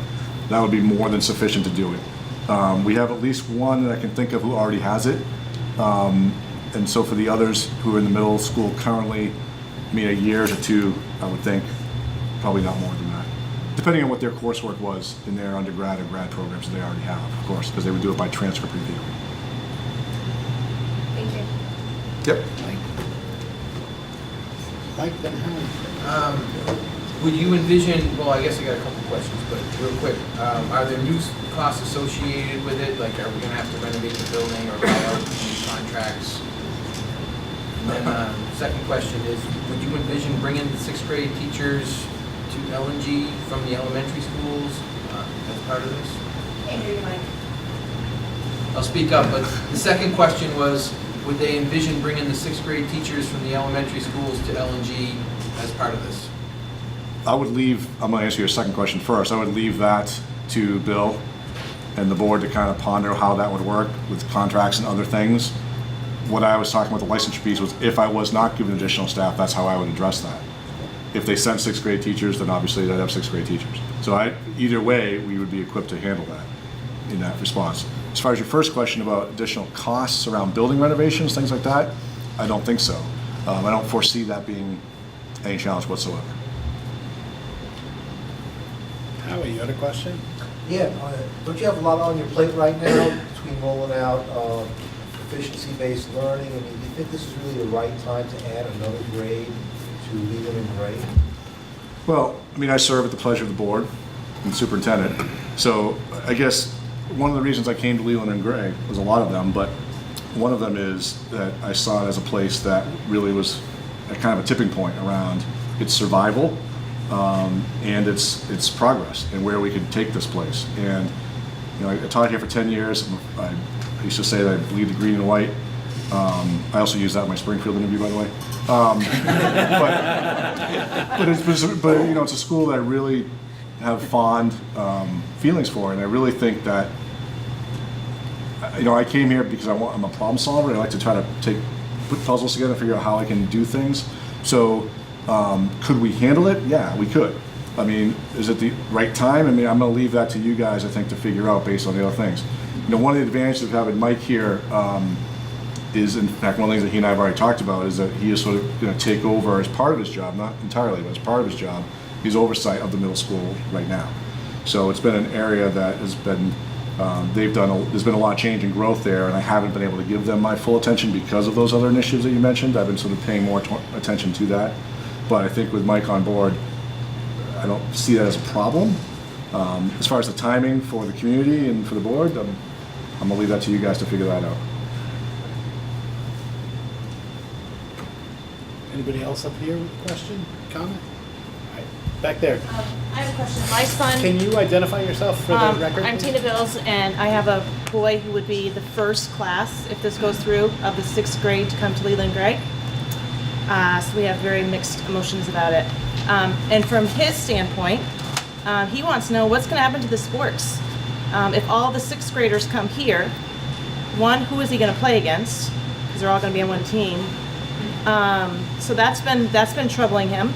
And what happens to the Montreal trip that he's been waiting all these years to go do since kindergarten, and next year it's right there. So we're kind of wondering about those. Those are his concerns. I have bigger concerns, but I told him I would promise him that I would ask. So what happens to the sports? And the other thing is, I know now, because I've had big kids in the school that have graduated from the school, and the fields are really busy. They're very much scheduled for all the sports and the different teams. So how does the 6th grade fit in? Do they become part of the 7th and 8th? And if so, that baseball field is way too big for those 6th graders. So how is that all going to work? I can try to answer the sports piece. The Montreal trip, I'm going to, again, leave to the boards and the other principals to figure that out. That's not my problem. Nice way I'm going to have my own collection of problems. Good dodge, right? I think with the sports piece, so I was talking with Marty Testo, our activities and athletics director, about what that would look like if the 6th grade were here. And what he said was, the VPA, the Vermont Principal Association, considers 5 through 8 middle school. So because there are some schools in Vermont that are 5 through 8. So at this point, you can have them competing on a middle school team. Now, that does change potentially some things. What it could give us is it could give us in certain sports, probably basketball primarily, the ability to perhaps have 2 teams, to have a 7-8 team and then maybe a 6-7 team. So we have a split of kids based on appropriate levels of competition. For baseball, I don't know that it would give us enough numbers to have an additional team, so you might end up having them play in the same team. What it might do over time is build enough numbers to maintain kids so that we actually could run a JV program, which we haven't run in a while. The same for softball. So I think those are the kinds of things that those increased numbers could bring us. But yeah, they'd be competing against, when you ask who they'd be playing Arlington. They'd be playing other schools. And actually for middle school, we're in the Connecticut River Valley Athletic Conference. Yeah, I don't forget what it stands for, but so we're playing, we're playing some of the schools along the Connecticut River Valley, Dummerston, Putney, and across the go we're playing Chesterfield and some of those schools as well. So that's the conference we would play in, and that's the conference we do play in our middle school teams right now. So that's who they'd be playing. And a lot of those schools are 6-8 already, and those kids are already playing. So our 6th graders will be playing other people's 8th graders, potentially.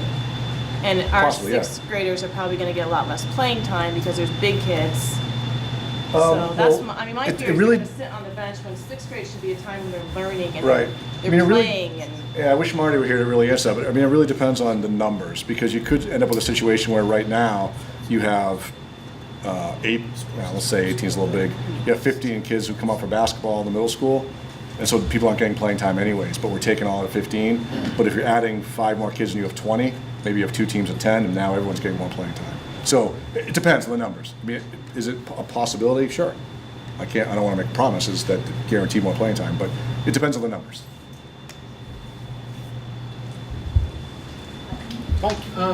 Do you envision it being, because initially under Plan A and Plan B, there'd be 2 of every grade, right? So I was just wondering, would you envision 2 6th grade classes or just one with 40 or 50 kids? Like, how would that work? I don't envision 40, 50 kids However in many. a room together, particularly 6th graders. I mean, 30. yeah, I mean, again, this was a pretty recent request for me to consider thinking about this. So I guess a lot of my thoughts have been in getting ready for the school year, so I haven't really had a chance to dive deeply into that. I guess my professional judgment would be to consider it as part of a 6-8 middle school and integrate them into that model, rather than having a separate 6th grade and a 7-8 separately. But because I think there's the advantages that you can get out of that interaction that would be better. But I don't know, but I mean, that's just a top of my head thought. I know, so right now we have 87 kids or so in our middle school with a full team of teachers. And I know Mike was telling me that when he came from Tampa, which maybe is not the model we want to be following for sure, but had 150 kids on his middle school team. So, I mean, there's a potential you could actually have a team with that and structure it a different way. His class sizes were probably a little bigger than what we've traditionally become comfortable with here. But if there's additional staff coming, then I just think there's too, until I'm told like what I'm going to have for resources, it's kind of hard to really figure out what that would look like. One sec. Go ahead, ma'am. Hi, Leanne Gilson, Brookline. Is there any statistical information on the performance of students in a K through 6 model versus a middle school or a 6 through 12 type environment? Mike had a similar, I think it was Mike, had a similar question to the board in the email exchange around what's the research say on this. And I remember listening to Jen talk about, she had done a ton of research and she had all this different stuff going down when she had developed the plan with Bill originally, which included this as part of it. So my thought was, hey Jen, what you got for research? And her response to me this afternoon was, yeah, when do you need that by? It's like 7 o'clock. So I don't have that. I'm guessing there is research. I don't know what it would say. I know, look, here we go, Dr. Harrigan. So, Mike Harrigan, by the way, nice to be here. So I'm originally from St. Louis, Missouri, which is where I taught mostly. I did just recently do 2 years in Tampa. So what we ran into in St. Louis is there tends to be a dip when there's a transition from building to building, but it doesn't necessarily matter when that transition is. So in the district I was in suburban St. Louis, we had several K through 4 schools, and then we had 2 separate schools. We had a 5-6 school and a 7-8 school.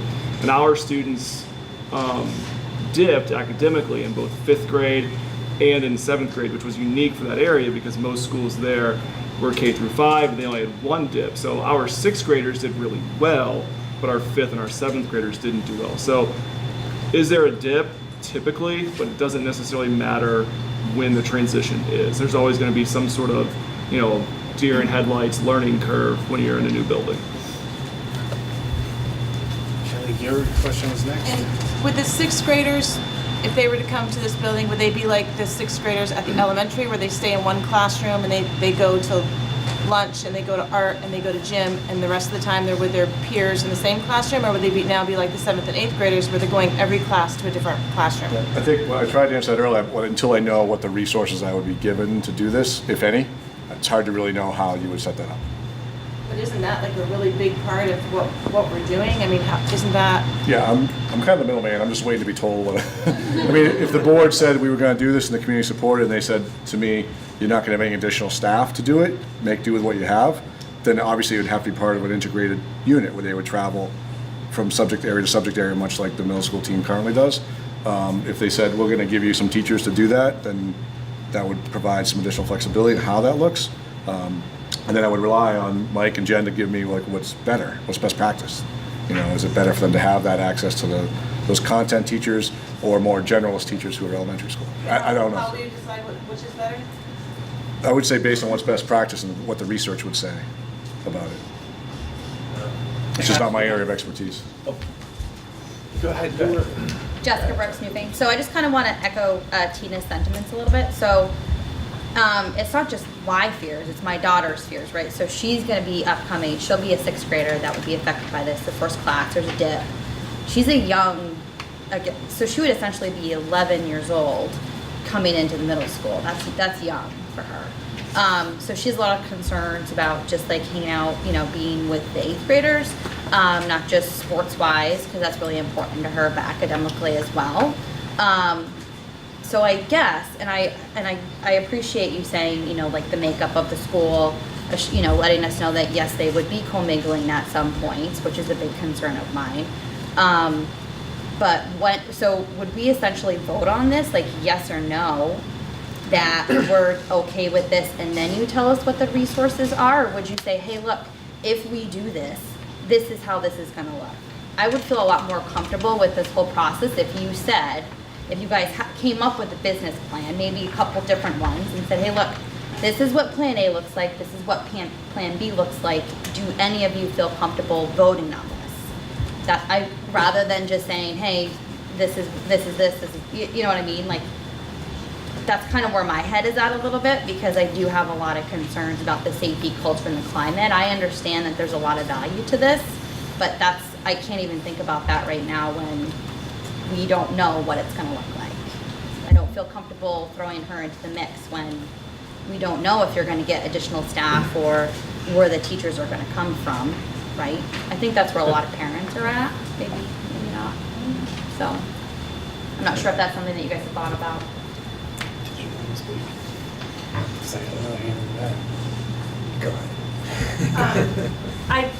Introduce yourself for the record, I'm Beth please. Wells, Jamaica. Thank you. And I just wanted to, have sensitivity toward parents who are sending young kids into the mix. But I'm thinking back to even like when I went to middle school and being scared to death to go to middle school, and I was the oldest one in my class. And I think, kind of echoing what you were talking about, the dip, I think that holds true socially for kids, no matter where that transition happens. So if that transition is happening in the 5th grade and they're the youngest one, or if it's happening going into 6th grade and they're the youngest one, there's always going to be that little fear factor. And it was there for me, and I was the oldest one in my class. So, I mean, where I have like huge sensitivity around that, because I think it doesn't really discriminate with the age, and that's just my opinion. And I do have a daughter who's probably the oldest in her class, but I also have a son who's on the younger side, so it is a concern of mine. But I also have like an invested, I have friends who came with me that were younger, and they succeeded and did really well here at Leland and Gray. But I just think we need to just be mindful that age isn't always necessarily like the factor. I just want to add one more thing, because I know there's an elephant in the room. Generally, when you think about your 11, 12-year-olds coming to a high school, is like, what's happening at this high school? Is there drugs? Is there weapons? Is there, violence? Is there those are the questions that are in people's minds that you're not really asking me directly. So I brought some numbers for you, because I wanted to share that with you, because I think the perception of what happens in a public high school or middle high school is always worse than what the reality is. Do we have challenges with kids vaping in the bathrooms? Yeah. So does every other middle and high school in America. All right. Do we have kids that sometimes bring drugs to school? Yep. Do we have kids that sometimes bring weapons to school? I'm thinking about knives predominantly. Yep. But let me tell you, in the 2 years I've been here, there's been an average. It's over a 2-year span, so the average is kind of, statistical analysis here. There's been 2 instances of drugs per year.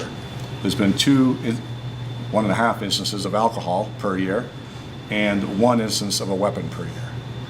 So, and then in those 2 years, all of those numbers have all been at the high school level, not a single one at the middle school level. So I just want people to kind of think about that, and maybe that's reassuring, or maybe you're like, there's that many? Like, I don't know where people are coming from.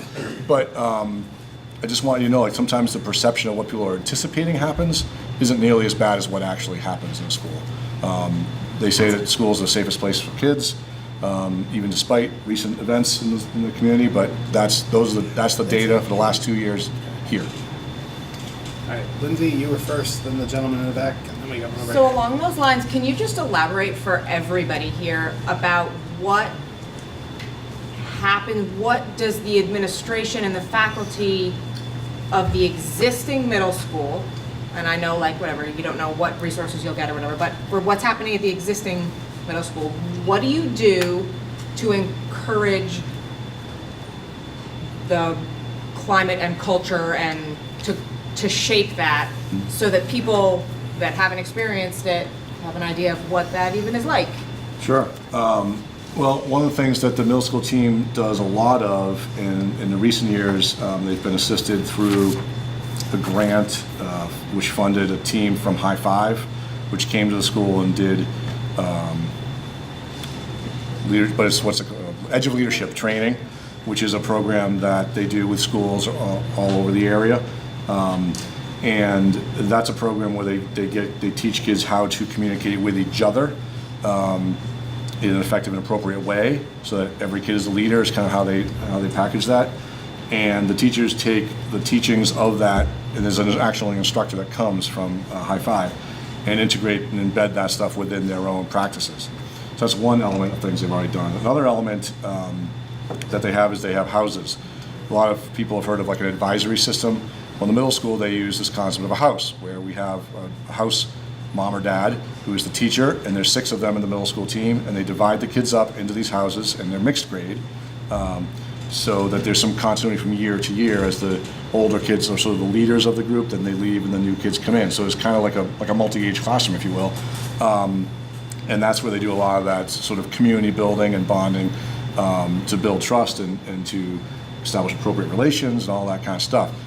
The third thing, which we're adding this year, is what I mentioned earlier, is the school counselor doing explicit instruction around social emotional learning, group dynamics, and every student will have access to that through the exploratories process, and they'll also do the career exploration through that as well.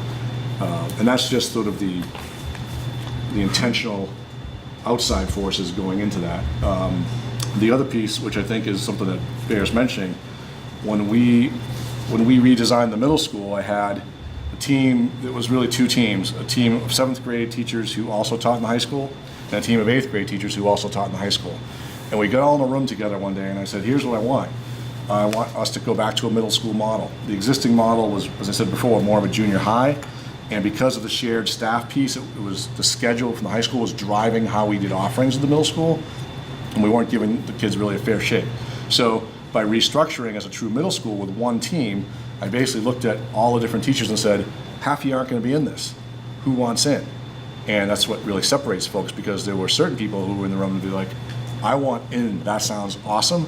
I'm a middle school teacher by heart who also loves math or science or English, but I'm a middle school teacher first. And then I had some other folks that were like, I think I'll go down to B level and teach some high school. And that was fine, because we went to where people's comforts were. The end result of that is we ended up with a team that's 100% committed to middle level education. And so by the nature of how that exists, these are people who are excited and passionate about having middle school students in their lives. And that, with the guidance of the Tarrant Institute, and then with Mike coming on this year, that I think is the real magic of it. We did replace 2 staff members this year, and we advertised it not as a social studies teacher or a science teacher, but as a middle school social studies teacher, a middle school science teacher, and found people who we think match that level of passion. But these are people who are middle level educators first, content people second, because we want that to be the climate of what we were building in that middle school. I don't know if that answers that or not, but trying to. Yeah. You got a question back there? Yes, you said it. Identify yourself for the record. I'm sorry, Toby Moshevitas from Newfane. Thank you. You said that you have a certain amount of drug and alcohol use at your school. Well, at the 6th grade level, there is no drug and alcohol use at Newbrook. There is nobody vaping. Well, there's nobody vaping in the bathrooms. Do you have people vaping in the bathrooms that you know of? I know of no reports of anybody vaping in the. Okay, what? She pleads the fifth. Well, before we get into a debate in the audience, just address everything here. We could actually go to the principals of each building and ask them if that does happen, and actually have evidence. I mean, I'm sure if that's happening, somebody's gotten caught, and we can know that, because I tend to agree that there may be things going on down there, especially kids with older siblings and things like that. We haven't asked that question. So, I can tell you that from my knowledge of the elementary schools in the 2 years I've been here, looking at a student file that I was interacting with for obvious reasons, the kid was in trouble. There was a write-up for alcohol possession at the elementary school, and which was not recently because the kid was in high school now, but several years ago. And a student, and I got a call from one of the elementary principals this year who had a weapon situation needed my guidance on because it wasn't something he normally dealt with. So it happens, not at all to the degree that it happens in high school, for sure. I guess my point in telling the story about the numbers is that it's really low here. I mean, I think there's stuff that happens that we don't know about either, and we catch what we catch, but I think it's really low compared to a lot of other places. My fear is exposing our child to that early. Okay, Mike, you had a question, and then I wanted to Tammy. respond to Jessica's question because I actually asked a pretty similar question at the retreat, and I'm speaking personally, not for the board, but so there are some on the board that think that the way that the towns and the citizens will have input into this whole process is by voting on the budget at town meeting. My personal take is that we kind of have an obligation to do a little bit more, especially because of the discrepancy between the articles and the letter that went out with it. But that's just my take on it, and just trying to answer your question. Thanks, Yeah. Oh, I'm sorry, Tammy. You're behind the pillar. I I can't know. see you. Tammy Clausen Townsend. I kind of come wearing 3 hats tonight. I am a teacher in this building. I have been for 28 years. I'm also a parent of 4 kids. 2 have graduated, 1 is here now, and I have a 4th grader. And I'm also a taxpayer, so I'm certainly open to whatever the board, the supervisory union comes up with for ideas. I'd like to dispel the rumor that this place is like a ghetto. I feel like, all the comments is like, oh my God, we're gonna send them to the ghetto, and this is a great place to work. I wouldn't be here 28 years later if it wasn't. These 6th graders, whether you know it or not, have spent a lot of time in this building through their elementary years. They come here on Saturday mornings for 10 weeks for basketball from the age of second grade, 3rd grade.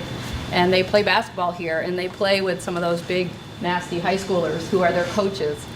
And they come here for band rehearsals, and they have their recitals and their concerts here at least twice a year. So, and my little guys who have been at Townsend Elementary have been coming across the street after school, every day. And it's always been a safe place for them to be. I've never feared for their safety here, a fear of guns and weapons and things like that. So I just encourage everyone to kind of be open. Am I wondering what's going to happen to that 6th grade trip that my husband's been able to go on with our other 3? And I thought, my gosh, this is my last one. I'm going to go on it. I don't care where we get to go.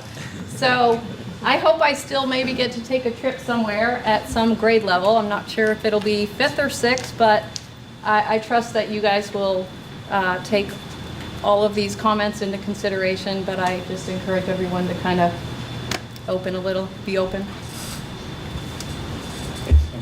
Howie, and then back over to you. I lived for a year in a household with a 5th grader, a 6th grader, and a 7th grader in Bellows Falls, where the 5th grader was the oldest kid in the elementary school, and the 6th grader and 7th grader were in middle school. So I got to witness what it's like for a family firsthand when you have your 6th grader go to middle school. And my take on it was extremely stressful for these kids. It jives with what you said, that the kids take a hit when they make a move. But a kid can take that hit better when they're older than they can when they're younger.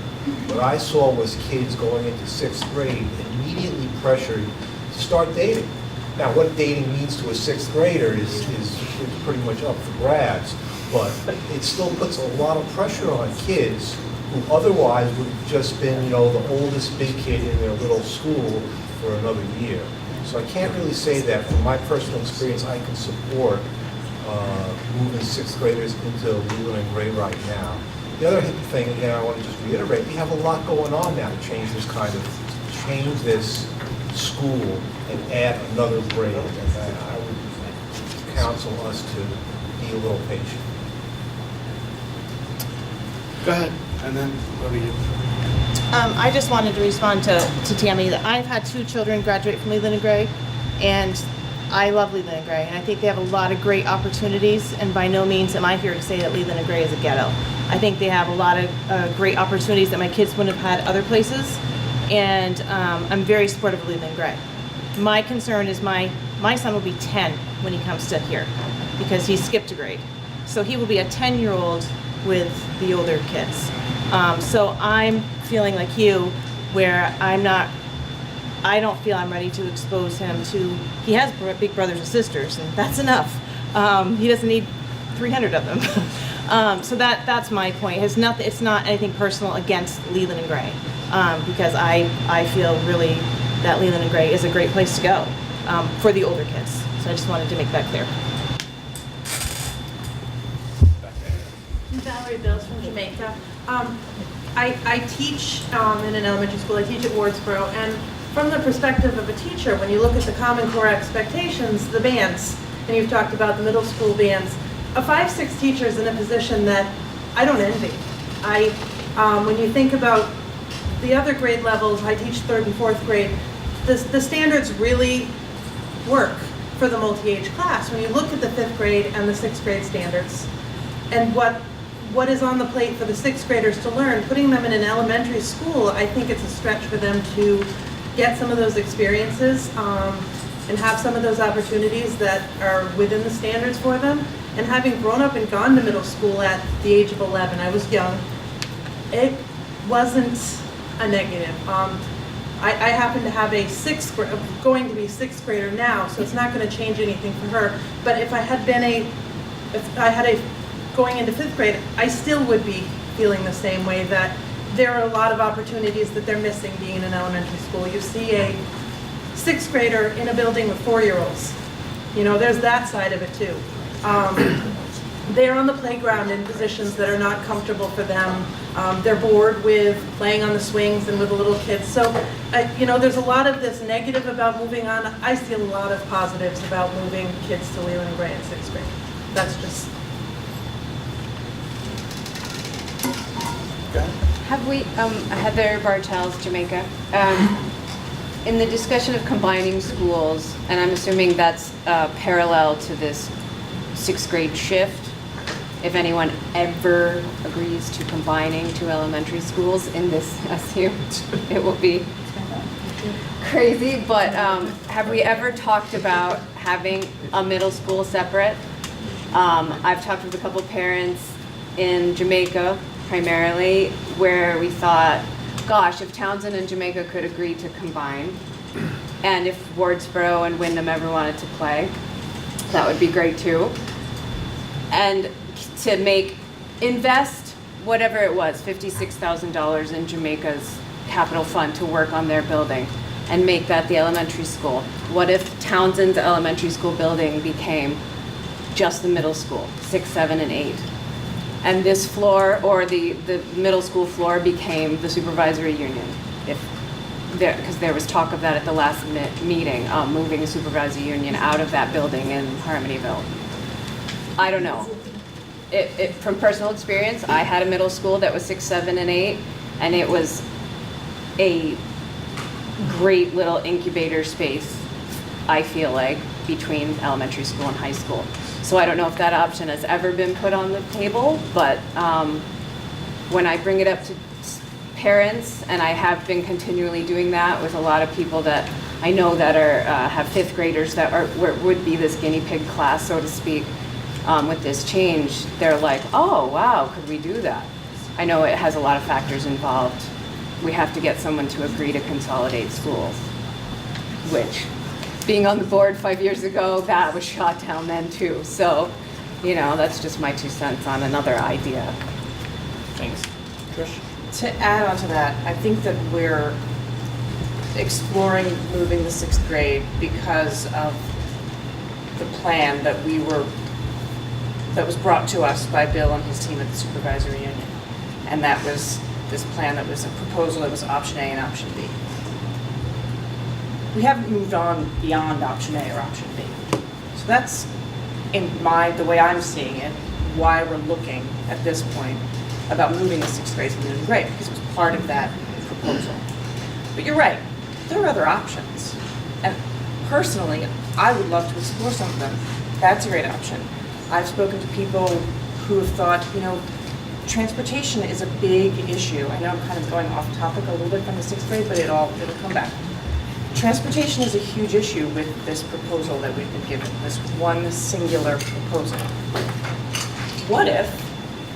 But that one singular proposal is really off the table. We're talking about really little specific changes that we can make for next year, for our first year that we run things to meet the needs of kids, and then we continue the conversation about additional consolidations, additional changes. There's not time to even, we said this at the last meeting and we agreed at the retreat, there's not time to implement option A or option B. Or any other major or any other major option. We're talking about, the things that might change for the next year. If anything, this is the major option. Right. Yeah, this is the big option. We're going to talk about this. We're going to talk about choice, and we're going to talk about what happens with pre-K for the first year that we run the schools. For this, and then we'll continue to talk about other things that could happen. These things were identified as things that were relatively low in, they're not huge shocks. A lot of the transportation is still in place to move the 6th graders because the buses all come to Leland and Gray and we get off at a different place. Pre-K, some of those things that we're going to have these conversations about. These are the changes that we can make for the first year that we run things. And then we will continue to talk about additional change and consolidation and, maybe we build a new school, maybe, who knows? But that's a much longer conversation. Agreed. But if we do talk about moving the 6th grade in the first year and we decide that makes sense, what if then we've changed our minds a year from now and they move to a different location?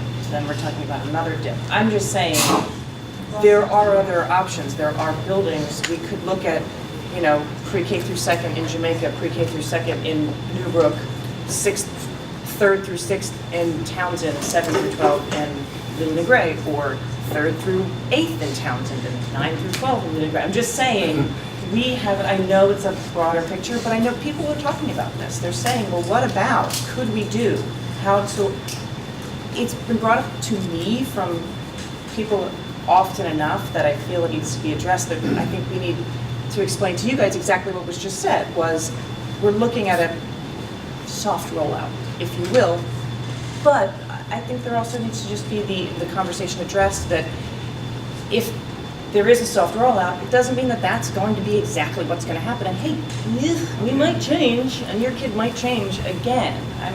For the better, I'm just saying there are other options, and this isn't something that's set in stone. But at the same time, it's hard to address questions that people bring to us when there isn't the full picture. Okay, one second. Mike, you were then I got. I think what a lot of the community is concerned about is the death by 1,000 cuts to our current system, right? Like if we chip off 6th grade now, then it almost makes it look more like we've chosen A or B, and we haven't made a choice. Ken had mentioned option C at one of the meetings about combining, Jamaica and Townsend, right? So there are other things, right? I also have concerns. We still don't know what the State Board of Education is going to tell us on November 30th, right? So what I see when I look at this whole thing, I see choice, I see correcting equities, making that equitable. I see those as time well spent for this board. But when I look at this whole 6th grade and the further consolidation issue, I think that this board needs to make a study committee. And I want to move that we make a study committee to look at the different consolidation options beyond just Plan A and B that were presented to us, so that we can kind of wrap our heads around, because we could build another school. Second. Got a motion and a second. Thank you. Would you like to take over for me? Yep. We got a motion and a second to form a study committee to explore additional options. I'll let you speak to it first. Explore the additional options available to us. I'm not quite sure. Mike will be chairing this study committee because he knows exactly what he wants to do here. Drew, you have a comment? So first of all, I do not support this motion whatsoever. We have done this as a board, we've decided to go down a path of 6 meetings and study specific options. And this motion is simply going to railroad the process of moving forward to a budget to an educational system for the 19th school year. Creating and continuing to create study committees to study things that we've already studied is a waste Well, of some our of you time. have already studied, not everybody. So if you would have wanted to do the work, could have been on the study committee the first 10 years that we did it. But to restudy it for another 10 years does not make any sense. So I do not support this motion. And I would hope the rest of the board also does not support this motion. Okay. I have a discussion. Sure. My discussion is that we came up with this timeline at our retreat that is pretty, I feel like the things that we put out here, the 3 big changes that we want to even talk about are school choice, universal pre-K for every kid in the district, and potentially transitioning to middle school in 6th grade instead of 7th. Those are the changes. I don't feel like biting off any more than that right now is a good idea. I think this is plenty for us to think about and to get everybody's input on. Anything that happens other than these things is going to be a whole huge amount of discussion, a whole huge amount of thinking, is going to be a big process that is way more than we can get into right now. And I think that it's best if we focus our attention on these things because it's already a lot to chew. Just these 3 things. I think it's one too many. I think it's one too many given the consolidated time. You're out of line here. You just need to be recognized. And I actually have people out here who are waiting to speak. So actually, I think you were first, and then Phoebe, you were next, and then I got you, and I don't have one of you doing. Go ahead.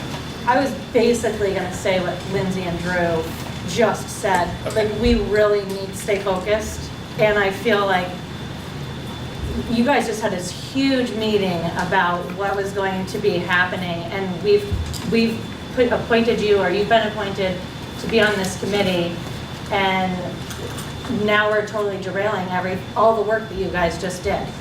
And like people have said, they've been on these boards for 10, 15, 5 years, and I just think we really need to focus because we're going to lose this opportunity to do something to better our children's education. This is about the children. Thank you. Phoebe? Phoebe Connolly, Newfane. I consider myself a pretty active community member. I spend a lot of time at board meetings. Most people who know me also know that I really value education, and I think it is amazing that there are so many parents and staff members in here supporting their kids. The question that I have that hasn't been talked about that for me is important as an employee of the school who makes a livable wage is something that hasn't been talked about is what's going to happen to my taxes in these different plans. And that for me as a single homeowner who bought a home in this community to live in the community that I work is important. All of your children are incredibly important to me, but me being able to continue to afford my home is also really important. And taxes is not something that has been a part of this conversation. So I'm just hoping that as different options are rolled out, that continues to be a part of the conversation, because for me, and I'm sure many other people who aren't here, it's a thing that I need to know about. So that's all. So actually, if you'd seen the presentation I did. that was initially rolled out, we talked about what would be the budget Yes. this year going forward, and then for Plan A and B, we actually did show what the budget would look like. Yes, and so that was really helpful. I think Yeah. as we continue to talk about more of these, well, maybe this is a good option, this is an option. I just really want to add that to the conversation, because what's best for kids, I'm hearing a lot about, which is the priority, but the people who've put the money forward is also a piece. couldn't agree more. Yeah. And we're not going to task Lori Garland with No. chasing down Not a bunch of different things. We'd have to get a little more focused. We actually talked about a way to essentially do back of the envelope calculations as we adjust. She's working on something that it won't be, this is what your taxes will be, but it's like, this is gonna do this to your taxes, this is gonna do this to your taxes. She's working on having that so that we can have that be a part of every conversation. As we start to make more decisions about the changes or not changes that we want to make going forward, we'll definitely be bringing that in. It was one of you two was next, and then you, and then Drew, and which one of you wants to speak? Sam Kilmurray, Newfane. I'm just wondering if this consolidation choice, or if this is being brought to the table based on budget, financial. So it's being brought to the table for the best interest of the kids. Yes. So that's great, and I appreciate anecdotal stories, but I think what really needs to happen is we need data, we need information, we need hard facts, because I'm all about change that is better for kids and their education. But I love everybody's stories, I do. I love them, I can hear them all night long, but they're not that helpful, I think, in making these bigger decisions. They're a part of it, but they're not the whole thing. And I just want to hear more information, not just on a year or two. I want to hear like the past decade. I want to hear other states that have been doing this and the pros, the cons, what's worked, what's not worked. That's what I want to know. And I can do that research on my own, but I kind of expect, the people who are in charge of making this big decision to have that information for me as well. Okay. Yep. Yeah. We've done a lot of that work. Okay, so, and that's something that will be accessible to us on this website?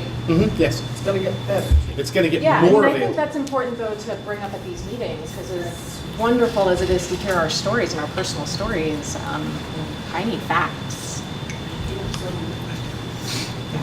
Thank you. Okay, go ahead. I'm going to call the question, request the board vote this down so we can move on with what we're here to do for business tonight. Okay. That doesn't need a second and it's not debatable, so, yes? Go ahead. I'd recognize. Well, I recognized her too, and I was like, all right, so go ahead, you speak, and then the questions back. My name is Christine Arnold of Newfane, and I had a similar feeling.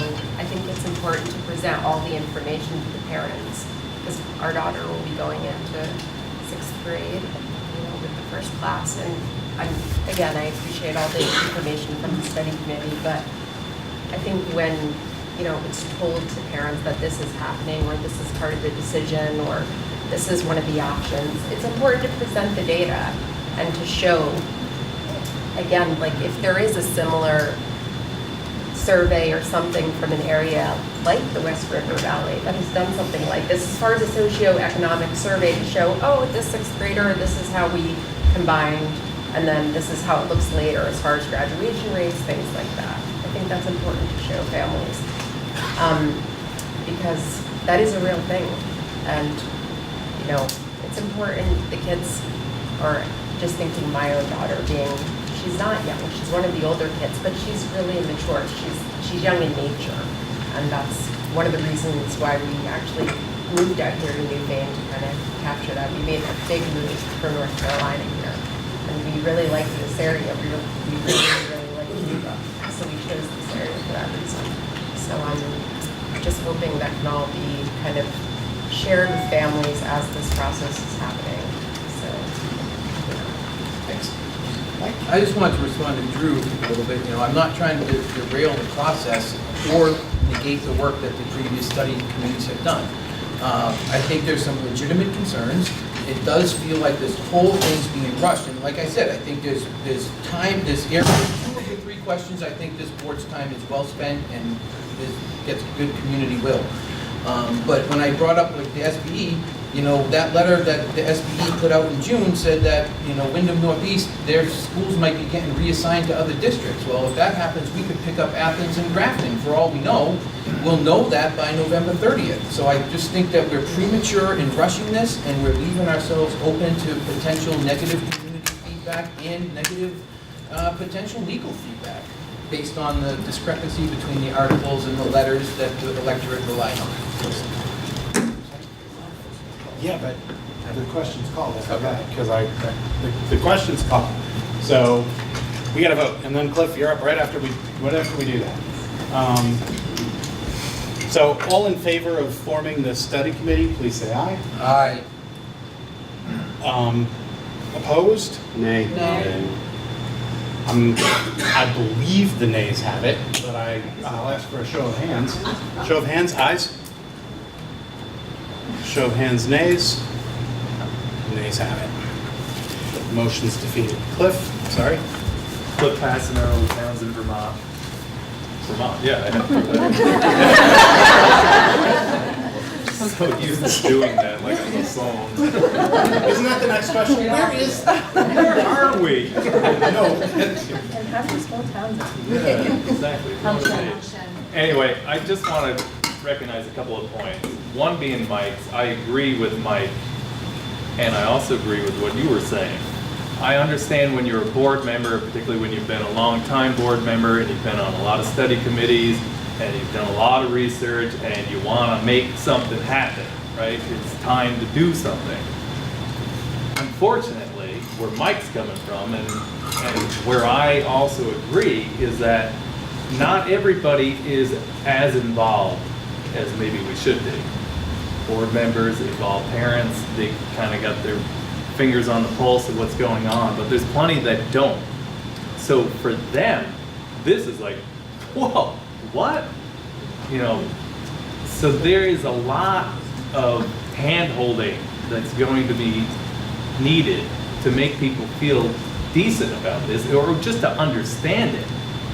And secondly, I agree with what Trish was saying, and that is, there's other options, and other options affect what you decide to do now. There may be something that Mike alluded to that changes how you want to do things, with something that could incorporate another town, another school. So I'm just trying to make the point that I think I'm cautioning the board to not be too flip with the idea of a soft rollout, or that we're doing something that is kind of a no-brainer, because it's a big deal to a lot of people. And to a kid who is 10, did I hear? 11? You know, they were going to be the big kids in the school, get all the playing time on the soccer field or the basketball court, you know, and have a chance to shine. And now they're the low kid on the hill pole. So there's just a lot to think about.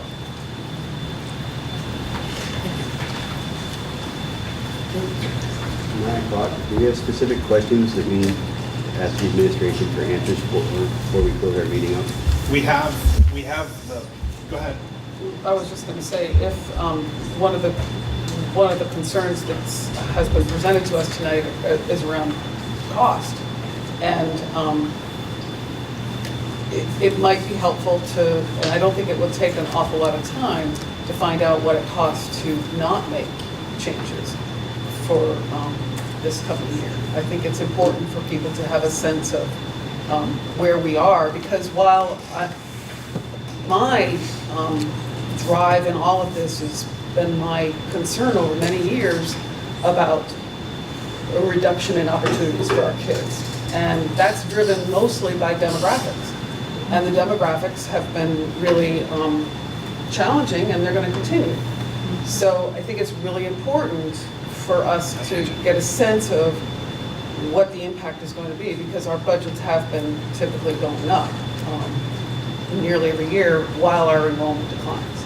So I think that it would be helpful to have just a sort of an overview of what it would be, what it will be like if we just don't make changes and wait. What's that cost going to be? Okay. I think just combining the budgets.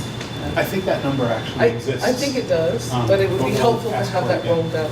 Okay, I got a note. Rick? Yeah, Rick Hagee from Townsend. Just, Emily, Lori already ran those numbers. Right. Absolutely. So they're there. They don't even have to be looked at. They're there. We just need to pull them together and present them. I think I might have it. Go ahead. Priscilla from Jamaica. I'm new family homeschool. So we voted for Act 46. I was assuming it had gone through. I was told it was gone through. Then all of a sudden this proposal came up. So I'm wondering, what is the hurry on all this? Where did all this come from?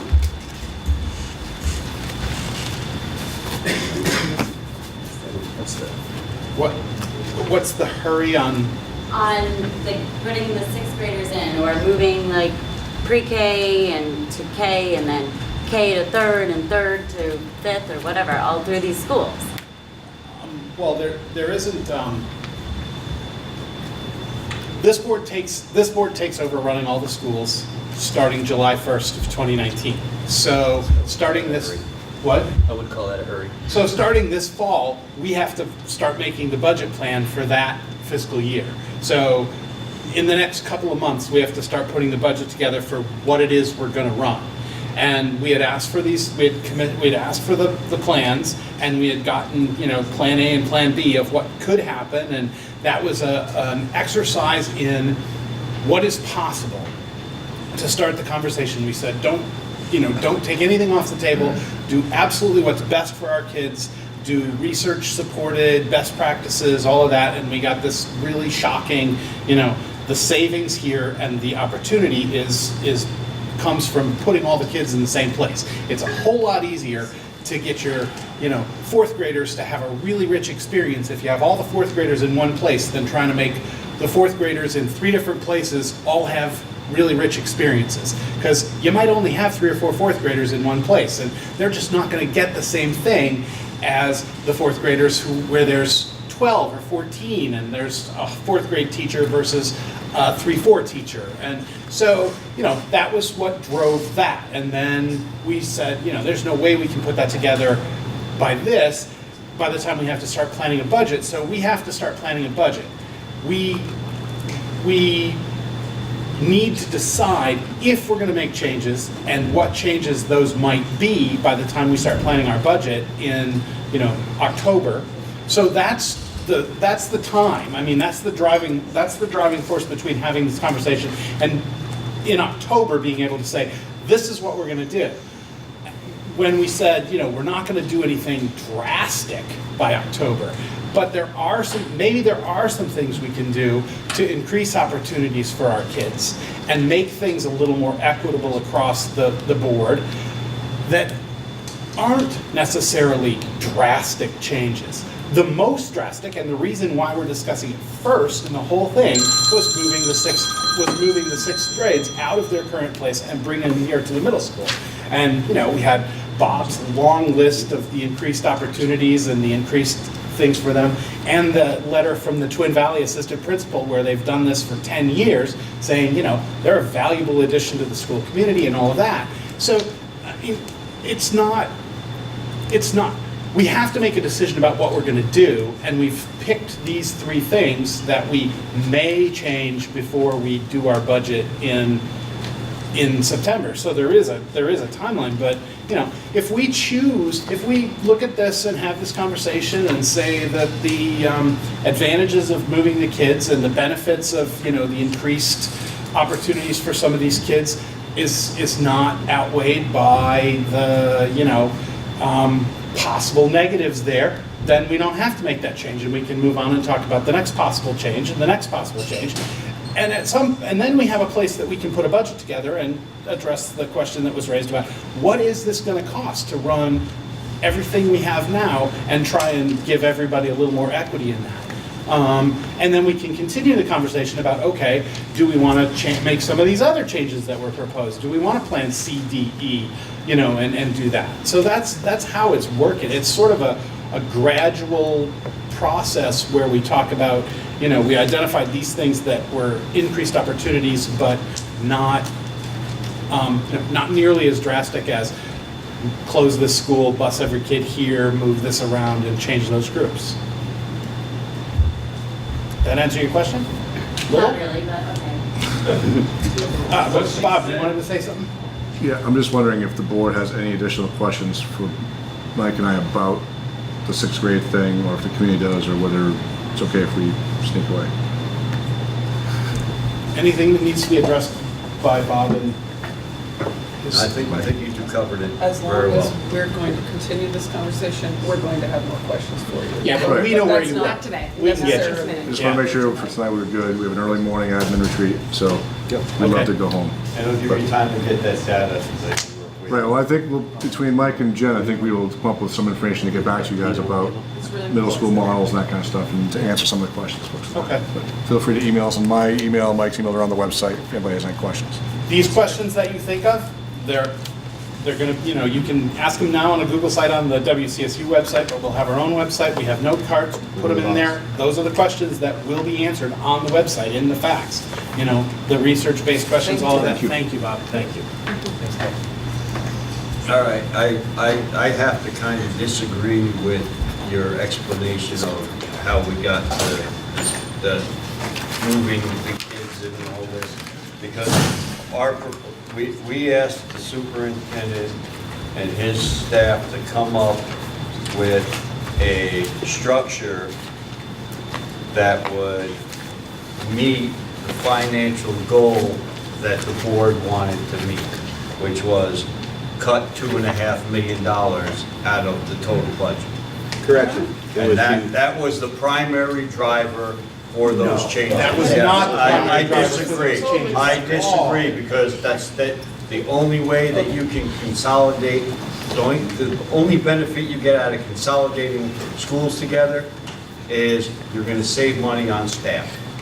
So I recommend that you look I at don't the care video. how That's anybody not what we said. sugarcoats it, that's the bottom line. The bottom line is how you're gonna get less of a tax bill is by cutting Look at staff. the budget numbers. We don't $2.5 million We don't more cut than New Brook's 2.2 whole with that budget. consolidation. Look at the towns and places that do consolidate, they don't. When we told Bill that there Our was that taxes are gonna go up no matter what they do. All right.